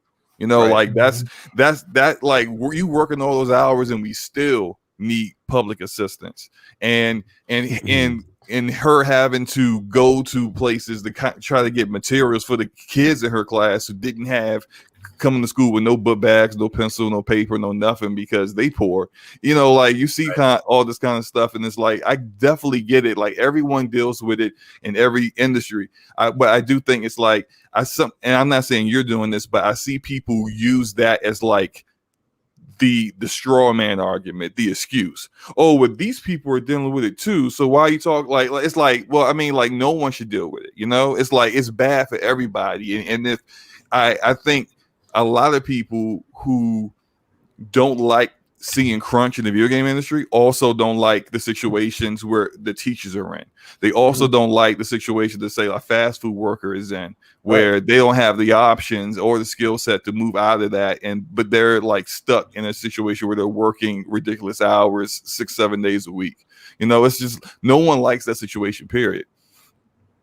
Yeah, that's exactly it. And that's what I'm saying. When I watch people get on like this pedestal and they're like going at people, and I'm like, it's like an argument that can get really convoluted, or a debate that can get really convoluted. And it's like people don't really understand where people are coming from. I think everybody's kind of saying the same thing, but it's sort of like, I get it. We talk gaming in this realm, so that's kind of where, of course, it filters through. But it's like, if you're going to bleed heart for these people, understand that there's a lot of people who deal with the struggle. Mm-hmm. Yeah. That's it. And then there's also the people who just like, they went at Naughty Dog for it, but they're pretty quiet about CD Projekt Red, and that's the other side. That's the other side. That's the console warring. Right. It is what it is. Yeah. I gotta get some super chats, guys. JD Gamer with a $5 super chat says, "I don't think CDPR wanted crunch. They went to their team and asked them how long to complete the game, then set a release date and moved it 3 times." So, thank you for that super chat, JD Gamer, and then JD Gamer with another $5 super chat. It says, in the medical field, when COVID hit, we didn't get to just punch out when our shifts was over. You were done when you were done, and your patient lived. Yes. Yeah. Comparing video games to a pandemic. Yeah, I would. That's why I didn't bring it up, because my mom works in healthcare, and she's actually a director at a hospital. She's in the Virgin Islands and runs a hospital. And right near the beach. I haven't seen her. I've seen her like once over the course of the last year, because she usually comes up here 3-4 times. But she came up here about 2 months ago because she was able to finally get away. But she's there 6 to 7 days a week because of everything that's going on in the world. So as much as that would be like a person would think that is a great comparison, I mean, it's not just due to, you're talking about people's lives actually being on the line and making sure that everything is, done in a correct way when you're at that level. It's completely different. Yeah. I will say this though. Like Alex, you brought up, Big Four and how Big Four can be kind of brutal. Yeah, they could definitely. I saw it. I saw people get burned out. It wasn't for them. That industry might be a little bit different. Where once you get Big Four in your resume, you do a couple tours. You're a hot commodity in the job market. Yep. But it's the one thing I don't agree with. And look, I get it. Crunches everywhere. It's going to happen. I use the Bill Belichick example, but look, what I don't agree with though is people not being compensated. That does happen in the game industry, or people, being, where there's verbal abuse at the workplace. I've actually seen that, unfortunately. That kind of stuff I don't agree with. Like that should not be happening in any industry. But it seems like it's happening in the gaming industry. And like I think you said, Alex, like because of the internet, these things are coming to light more. And because of Jason Schreier, I think like he's really, I think, zeroed in on quality of life for developers and talking to people about this stuff. So it's really becoming more of a known to us. And look, all jokes aside, like I said, I want the game, of course I want the game, but if me personally, if there's a situation where people can't see their kids or they're being forced to work, or maybe their jobs are being held over their heads if they don't crunch, delay the game. I wouldn't want anyone to go through that, not see their family, or feel like their job's being held over their heads, because that's not a good work environment for anyone. I've seen that. I've been in that kind of environment before earlier in my career. It's not fun. Let me tell you, not fun at all. Super stressful. Look, this, I guess with the panel, do you guys think that they should delay this game? Because I heard that come up. I don't know if it was Forte or Slow-Mo, but do you guys think that maybe they should just push the game back? If they're going to end up, well, they already are. They're doing mandatory crunch, 10, 12 hours a day, 6 days a week, and the game's still, and they're looking at it and they're like, we have this laundry list of bugs that we're trying to fix. And if they really feel like, because they're already doing it, so you're already in it, but they already feel like this game is going to launch and it's going to be a buggy mess. I'm talking like State of Decay 2 buggy mess. Delay the game, because if your game's a buggy mess, the overall impression of how it was at launch is going to be the lasting impression for a lot of people, and you don't want that. So just go ahead and delay the game. So the question I have is, doesn't the government pay for the bulk of their development, because they actually get funds from the Polish government, if I remember correctly? I don't know, man. I think they get protections by that, but I'm not entirely sure what they are. Yeah, I know they get some type of funding from government. I do know that for sure. I just don't know how much. And like I said, for me, it all comes down to like, why can't you? Because my whole thing is, why can't you delay the game? Because that would be the easiest thing to do.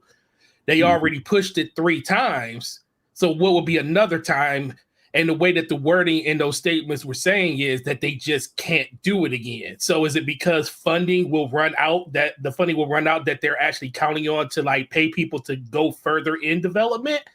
I would think that's kind of crazy, depending on based on the company that they are, but we don't know what the outside, what the inside finances of that company is when it comes to stuff like that. Do we think the game's going to be perfectly fine once it launches, like when it comes to a sales trajectory? More than likely, but if this game doesn't come out like it needs to come out, then that's going to kind of hurt the long-term vision of that game when it comes to sales projections. Let me read some of the Glassdoor reviews from after the Witcher 3 launched. Here we go. One reviewer said bullying is a problem in the workplace. Wow. A culture of blame and an extremely politicized work environment. One person said the approach to making games is not for everyone.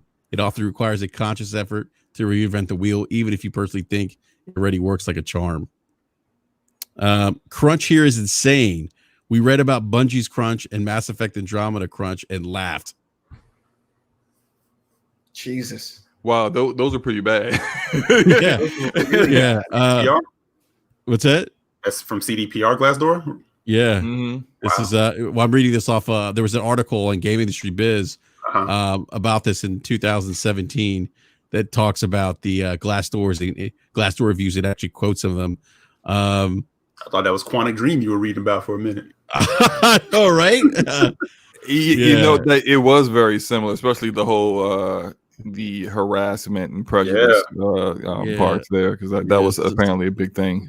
Someone said because spreadsheet planning plus incompetent overseers equals hemorrhoids, bad back, and depression. Oh Jesus! That's not funny, but that's funny. That's kind of funny. These could all just be people trolling too. So like, it could be. Here we go. That very very intense work at high speed with no low season. Wow. I guess a way to make sure you could, well, not make sure, but I guess the way to kind of determine whether it's trolling or it's like real Glassdoor reviews is looking at the dates of them, because like the popularity of, like, I mean, not the popularity, but when it became out that CD Projekt Red was like internally we're doing a lot of severe crunch, then you could see, like, if those dates are after when that came out, then that could be just somebody like very trying to soon stir after, the pot, like a couple days or right, because I saw people trying to dismiss the 343 Industries Glassdoor reviews, but then all those reviews were made before the news came out that directors were leaving, and before Craig and all that. So it's just like, what? So did someone just like plant a review just in case? Like, come on, like, no, that stuff's kind of real. I've looked at Glassdoor reviews of like a couple of our companies, and I can read them and be like, I know who this is. Like, I know who wrote this. Just based off of things they said. Real quick, I want to get a super chat, slow-mo, and then I want to read something someone said in the live chat. JD Gamer with the $5 super chat says, thank you for the $5 super chat again. JD says, contractual obligations to platform holders, merchandisers, and retailers is why they probably can't delay the game again. That's actually a great point. That makes sense. Yeah, that's a great point, JD. And then some of the live chat, I'm not going to say his name because what, Forte? Okay, Forte left to play Destiny. No, I'm here. What are you about to say? I said I'm going to read something from the live chat, but I'm not going to say who it is because of what? Oh, yeah. Was that in color? Yeah. Yeah, it's not in color. Yeah. All right. Wait, what? Live chat. I'm confused by that. No. So it's a little thing that we do. Like when certain people want to say certain things that they want read that we really don't either care about, or if they want to bring attention to it, they got to put it in color. That's all. Yeah. Exactly. So one of the guys in the live chat says these guys have dream jobs. Get the F out of here. I mean, I think that's a very but that's part of the reason why the studios and the directors and the higher ups in the studios get away with what they're doing, because there's plenty of people who would take your spot.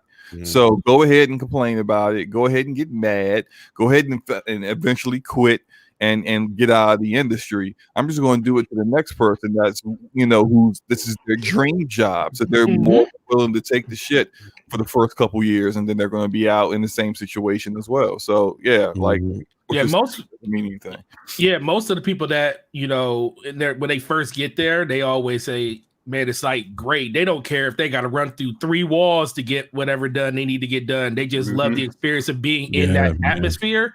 But then ask that same person 4 or 5 years later how they feel, and they'll be like, "Bro, this is rough." Sleep deprivation. Sleep deprivation. Yo, thank you. That'll do it to you. And not having a social life and getting, being demoralized all the time, and then let's say you put all that work in, and the game comes out and it's a piece of shit. Then everyone's like treating you like you're garbage. That makes it even worse. It's one of those things too. It's like the thing that you might be willing to put up with, like in your early 20s, you're probably not as willing when you hit like around 30. You starting a family and all of Well, because most developers right now.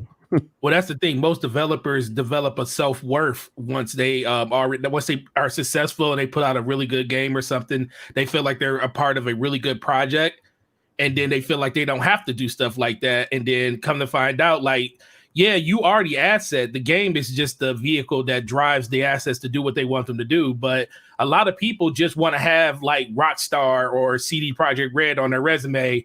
They want to say they worked on this game. You know, why? Speaking of which, why you think so many contractors work at 343? It's not because they want to work at 343. They want Halo on their contract. You know, they want to say that we actually worked on this type of stuff. So, you know, that's why I think a lot of these developers deal with a lot of the stuff. But when it goes bad, it always just goes really bad when they decide to leave, or when stuff that they don't like is brung to light. You always hear these type of stories then. Right. Yeah, that's some great points, guys. I do want to get to a quick topic, the last topic of the evening before we wrap up. I was listening to a podcast this week, and I didn't. Yeah, and I didn't see this, but with all the hoopla over Microsoft acquiring Bethesda Games Studios, or ZeniMax Media, Bethesda Games Studios, and Satya Nadella coming out saying, "Hey, we're not done buying studios. You know, they're apparently gonna back up that Brinks truck and drop that cash again, right?" This particular show, and I didn't see this, but I'm not saying it didn't happen, but it was brought to my attention that some out there in the media were saying that this is potentially not good for the industry, or may not be good for the industry, because if one company starts buying up a lot of developers, maybe you create a situation where there's a monopoly and things like that. In some respects, I can kind of understand that perspective, given Microsoft's history in the past and them almost being broken up by the Department, the DOJ. I remember Bill Gates being on Capitol Hill testifying as to why Microsoft was not a monopoly. And look, if you don't know Microsoft's history, I know they get a lot of people praising for being consumer friendly with the Xbox, but they do have a history where they really did bully their competitors and really leverage. Yeah, but they're not going to sell an Xbox for free. Because I know what you're talking about. And the reason why they got called to task for what they did is for what they did to Netscape. Yes, because Netscape I know we really old talking about this. Yeah. So all you youngins in the chat, back in the day when when you had to actually pay for your web browser, Netscape was the bee's knees. They were the best web browser out there. And then Microsoft came out with Internet Explorer, and it was dumpster juice. It was terrible. The images were blurry. It still is dumpster juice. Some people will tell you that Edge ain't no better. It's never been good. But even though they made it cheaper, I think it was like $20 for Internet Explorer, people were still buying Netscape Navigator. That was Netscape's web browser because it was better. So Microsoft had the genius idea of, they looked at Netscape, they were like, this is their only product, and they're small. How about this? Internet Explorer is free. And so what happened? Everyone went and got Internet Explorer because it's free. And Netscape lost tons of money and they went out of business. And then the government was like, yo, Microsoft, that was fucked up. Microsoft could do that though, Slow-mo, because they had that was in the letter, Slow-mo. That was in the letter, just like that wasn't a letter. Like, yo, y'all fucked up. But like, they're not going to do that now. Like, I mean, but like, they could do that, but they won't. I'm saying, but Microsoft did that because they had the money to do it. Exactly, they could eat the cost on that because they were already making hand over fist for Windows on every single, most like 99% of computers that were being sold out there. So they were already like blowing up, and it was like, we can eat the cost. And even then, when they lost the case, they was like, we're gonna charge you 30 million a day or something like that for your hand in this. And they laughed. They was like, 30, that's it. That's like our pocket change right now. Like it was, the laws had not caught up to how fast and how big Microsoft had grew. But again, that was a very different Microsoft, a very aggressive and cutthroat Microsoft compared to today's Microsoft. But Microsoft does have a history of throwing money around when things don't go. Oh yeah, absolutely. They're not done at all. Like, but I don't like this whole doom is. Oh no, the industry, Microsoft's going to buy it all. That's not. I don't think that's going to happen. Yeah. My only question to the panel is this: I mean, is there any concern? Like, some of these journalists are saying that maybe this isn't good. If they buy, maybe it's a monopoly type thing. I'm not buying that because it's only one publisher, you know. Now, if they start buying up everyone, then I'm like, wait a minute. I don't know if I want to see a consolidation of the industry like that. But what do you guys think? I mean, are you any concern about if Microsoft starts buying more studios, publishers, whatever the case is, that this could potentially be a bad thing for the industry? I don't see it as Microsoft doing it. I see it as Amazon and Google doing it. That's a great point. Yeah. Like that's it. I think, yeah. Amazon and Google have more money than everybody. And Microsoft is the only one that really competes with them in terms of that kind of monetary value. And so what you're looking at is possibly one of the other big two buying them out for their streaming service. And then you've got xCloud, and you got all that stuff there too as a competitor. And you could have not a monopoly, but an oligopoly where very few companies control everything. And that's the issue. So what if Sony buys Capcom? What if Amazon buys Square Enix? What if Google buys, I don't know. Give me somebody. Give me a big publisher. Take two. Ubisoft. Hey, Boom, done. Don't forget Tencent is in Those there. are entire genres of games. Tencent, yeah. Well, at that point, there's no third party. It's all first party. Like, no, there will always be a third party because there will be other publishers who will fill in the gap.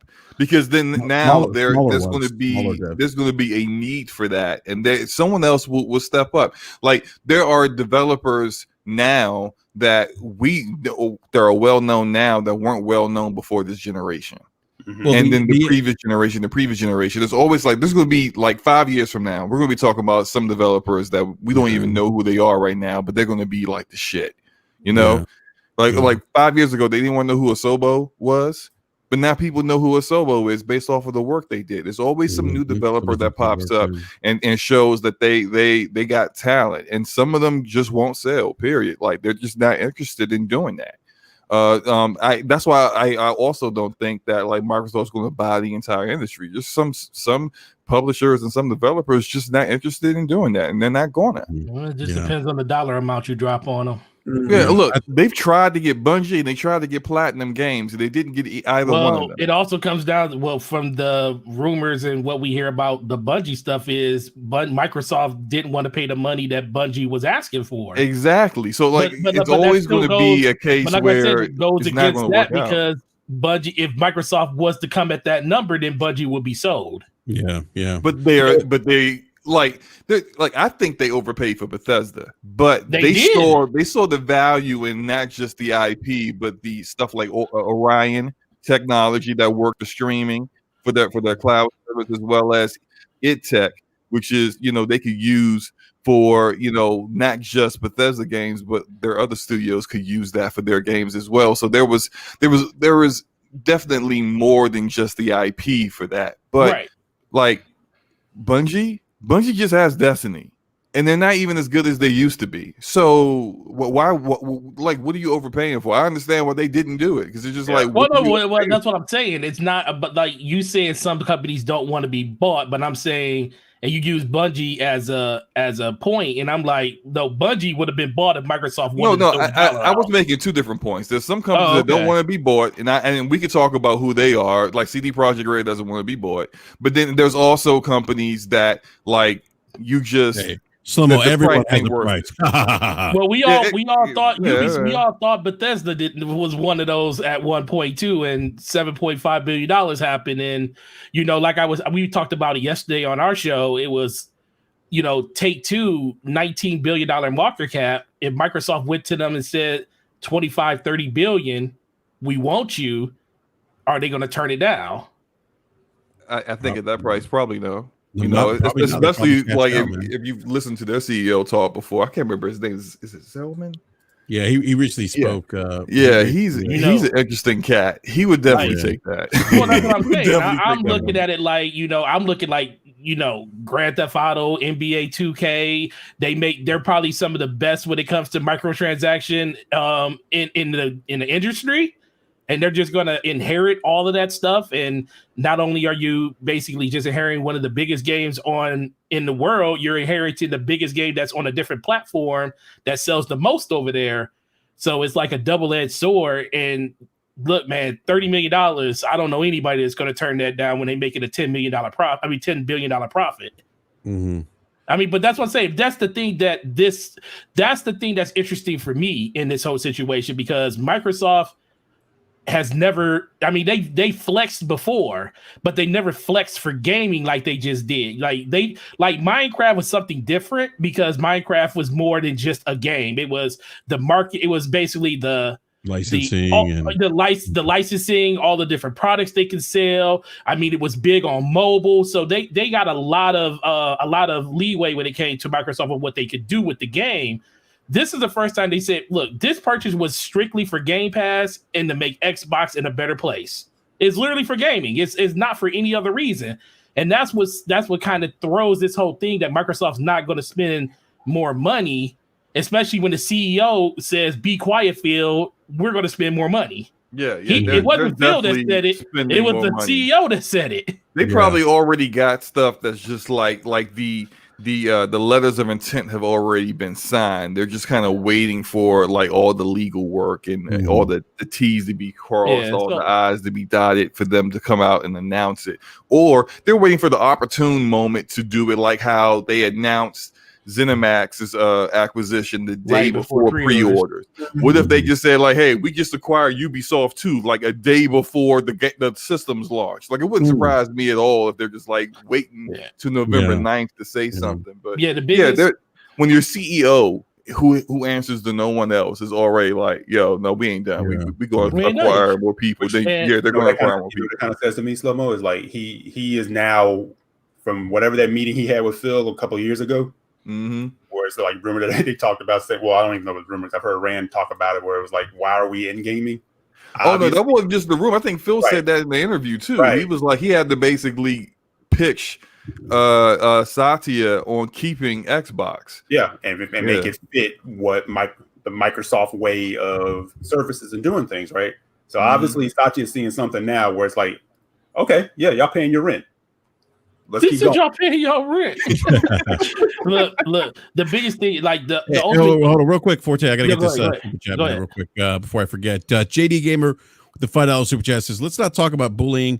Sony bullied Sega right out of the console business. Nintendo has never been the same since Sony entered the market. I don't know what you talk about. Nintendo won a generation since the it might win a second numerous times. That wasn't all on Sony. Sony just I was about to say that, Eric. I mean, I wouldn't quite agree with that. Sega made plenty of their own mistakes. They made it a little bit easier. Sega did it to themselves, self-inflicted wounds, and Sony capitalized on it. Sega was in deep boo-boo. Even when the Dreamcast came out, it was almost a wrap for them. And let's be for real. Xbox was heading in that same direction. The only difference is Microsoft has enough money to bail them out to do things that they just did. Yeah, real quick, JD gave it another $2 super chat. Thank you, JD. He says gaming is now a pillar of Microsoft. That's why they flex. I agree. I agree. Or they want to make it a pillar. Exactly. Go ahead. Yeah, Alex, you brought up an interesting point, man. I think I was thinking about this. While Slomo and Forte were talking about Microsoft and them dropping the bag. This idea that the consolidation of the industry, where you could see like 3 big companies or 4 big companies really control everything. Yeah, that's wild, man. I can't even think, because that's not what I'm used to. I've been gaming for 38 years. That would be completely different from anything that I'm used to. And I don't know how I feel. I don't even know how I feel about that. Like, if it's just Amazon, used to have Google, 2, Microsoft. remember? Well, yeah, that's true. That's a good point. Yeah, that's true. You just had 2 before. You just had 2. Yeah, that's but true. Then again, like, it wasn't. People were just getting now. People are just getting bought out, and then this is going to start this whole arms race thing, right? And I don't think it's going to be Sony. It's going to be Google or Amazon that buys somebody. That's going to be the real wake up call for people.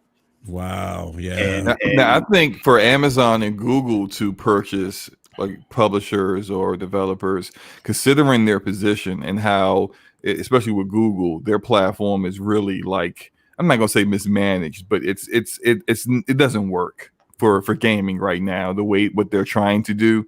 And in order, they will have to severely overpay, way more than say Microsoft had to overpay for ZeniMax in order to get some of these other like developers and publishers to Do you sign think on. Microsoft overpaid for real? Yeah, I really do think especially considering Bethesda with sales for the past couple of years. Bro, they own an entire genre of game now. That's true. I think, but as far as value of what ZeniMax value was $4 billion. Yes, an entire genre of game. That's great and all, but that's still not the value, the monetary value of Bethesda. Yeah, but that value, they paid double basically. Yeah, but that value to a lot of the people, like if they own pretty much every game that's in that genre, then the people got to come to them for that. Yes. Yeah, that's great. No matter what. That's great, but that comes with acquiring. It's like I get that already. That's nothing new. But to say that they overpaid, $7.5 billion for ZeniMax Media. I think their valuation was like $4.5 billion. So they paid about. They gave an additional $3 billion to just say yes.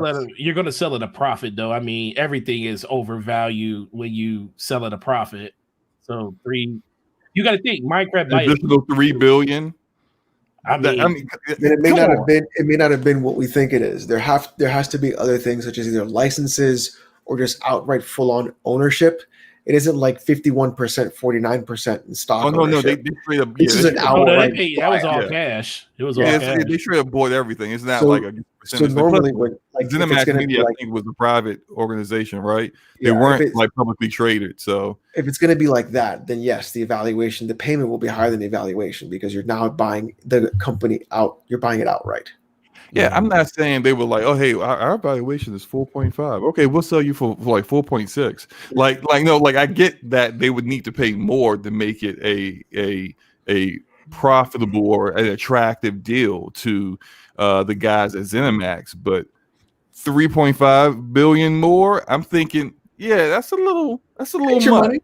But look. But for them, for Microsoft, I completely get it because it's like, no, we need content for Game Pass. So what do I need? What you write a number down, and number is your number because we're going to make this deal because we need to get your content. So it's just like it's whatever. Now, I'm not saying there's a problem with overpaying. When you Microsoft and you're $1 trillion company, you can spend how much money you want. Go buy Take-Two. Who gives a shit? You can do that. Like really still no wouldn't be buying Take-Two. Still with 1% of the market. So say what? I said if they bought Take-Two, they still wouldn't spend more than 1% of what their market cap is on doing it, which is crazy. So, which is crazy. But it's when you got the money to do that, you flex. That's all it is. I think that's it. Can your competition do that? Yeah, Amazon and Google could, but then Amazon and Google don't already have like a platform, a real platform in gaming. Yeah, they're trying to get their foot in the door. Microsoft is trying to like smash that foot and keep them out, but you already got hardware out there. You've been in the industry for over 20 years. The publisher, like ZeniMax, you have a real relationship with ZeniMax Media that goes, back decades. Like Pete Hines was in the Xbox One X trailer that talked about how powerful it was. Exactly. Like that's stuff that you can't just like. Amazon and Google just don't have that. And it's just like they have a very unique position. They got that money, but they also got those relationships. They're positioned well in the industry, absolutely, and the fact that they're bankrolled is even better. But people sleep on Xbox. People who started gaming this generation sleep on Xbox, and people are still sleeping on Amazon and Google. Yeah, they Stadia may suck. Lumen may not be the thing. But don't. Is it Luna or Lumen? I thought it was Luna. Luna, I don't know. Who knows? I don't know. But don't. I don't know. But don't sit here and be like, oh, they're gonna do nothing. Like bullshit. Bullshit. If they spent the money to make that network, they're gonna spend the money to keep it up. Google maybe not so much because of the way Google is. They just kill projects all the time. But Amazon with Twitch integration, 100%.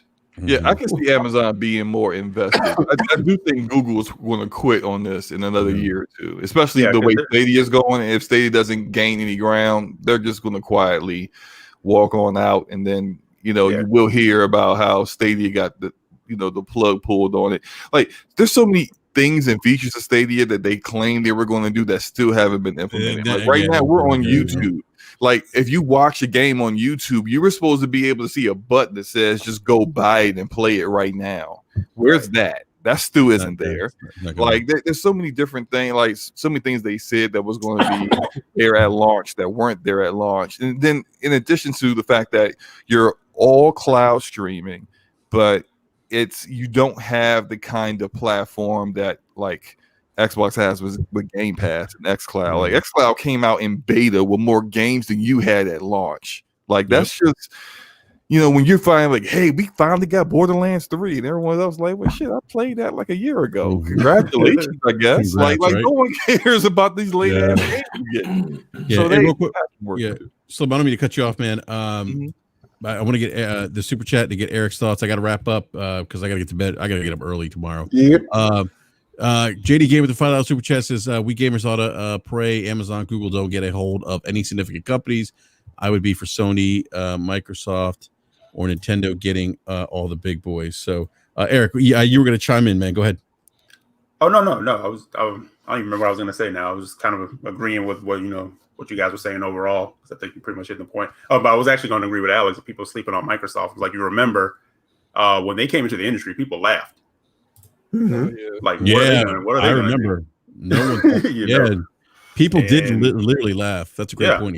So you can't sleep on any of these companies. Like, they can lay dormant for a little bit.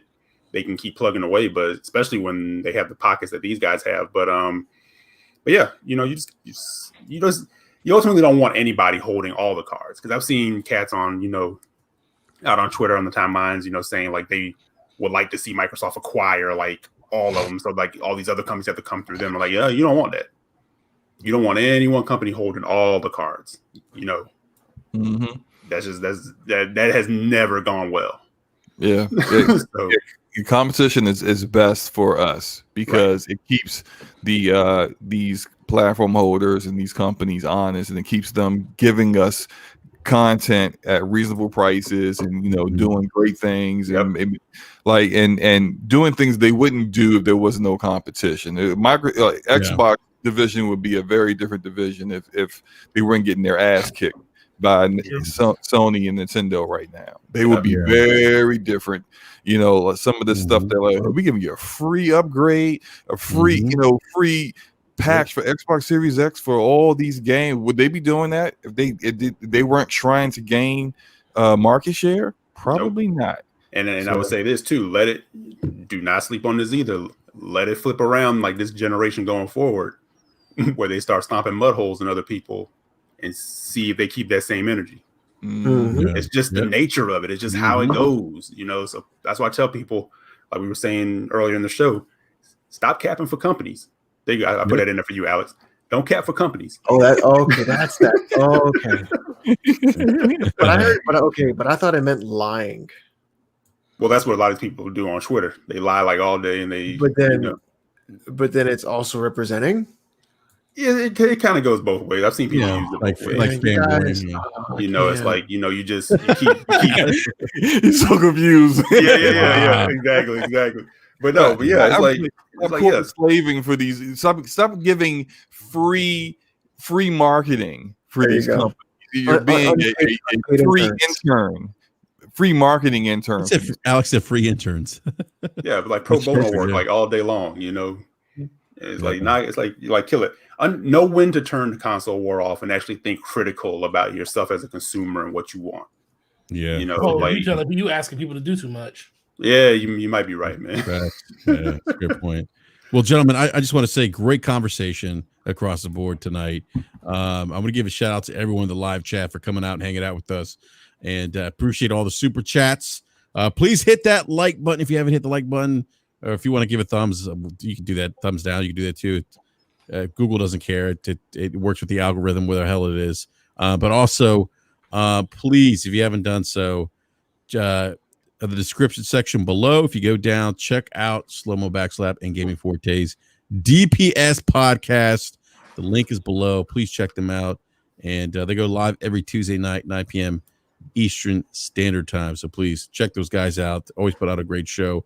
And I want to give a big shout out and thank you to our special guest this evening. Oh no, it's Alex. Alex, thank you. Yeah, man, dude, it was a pleasure. Glad we finally had you on, man. Long overdue. Way of a ruckus. Sorry. It's all good, man. And let everyone know where they can find you, man. You can check me out at youtube.com/ohnoitsalex. I do put out I try to be consistent with content.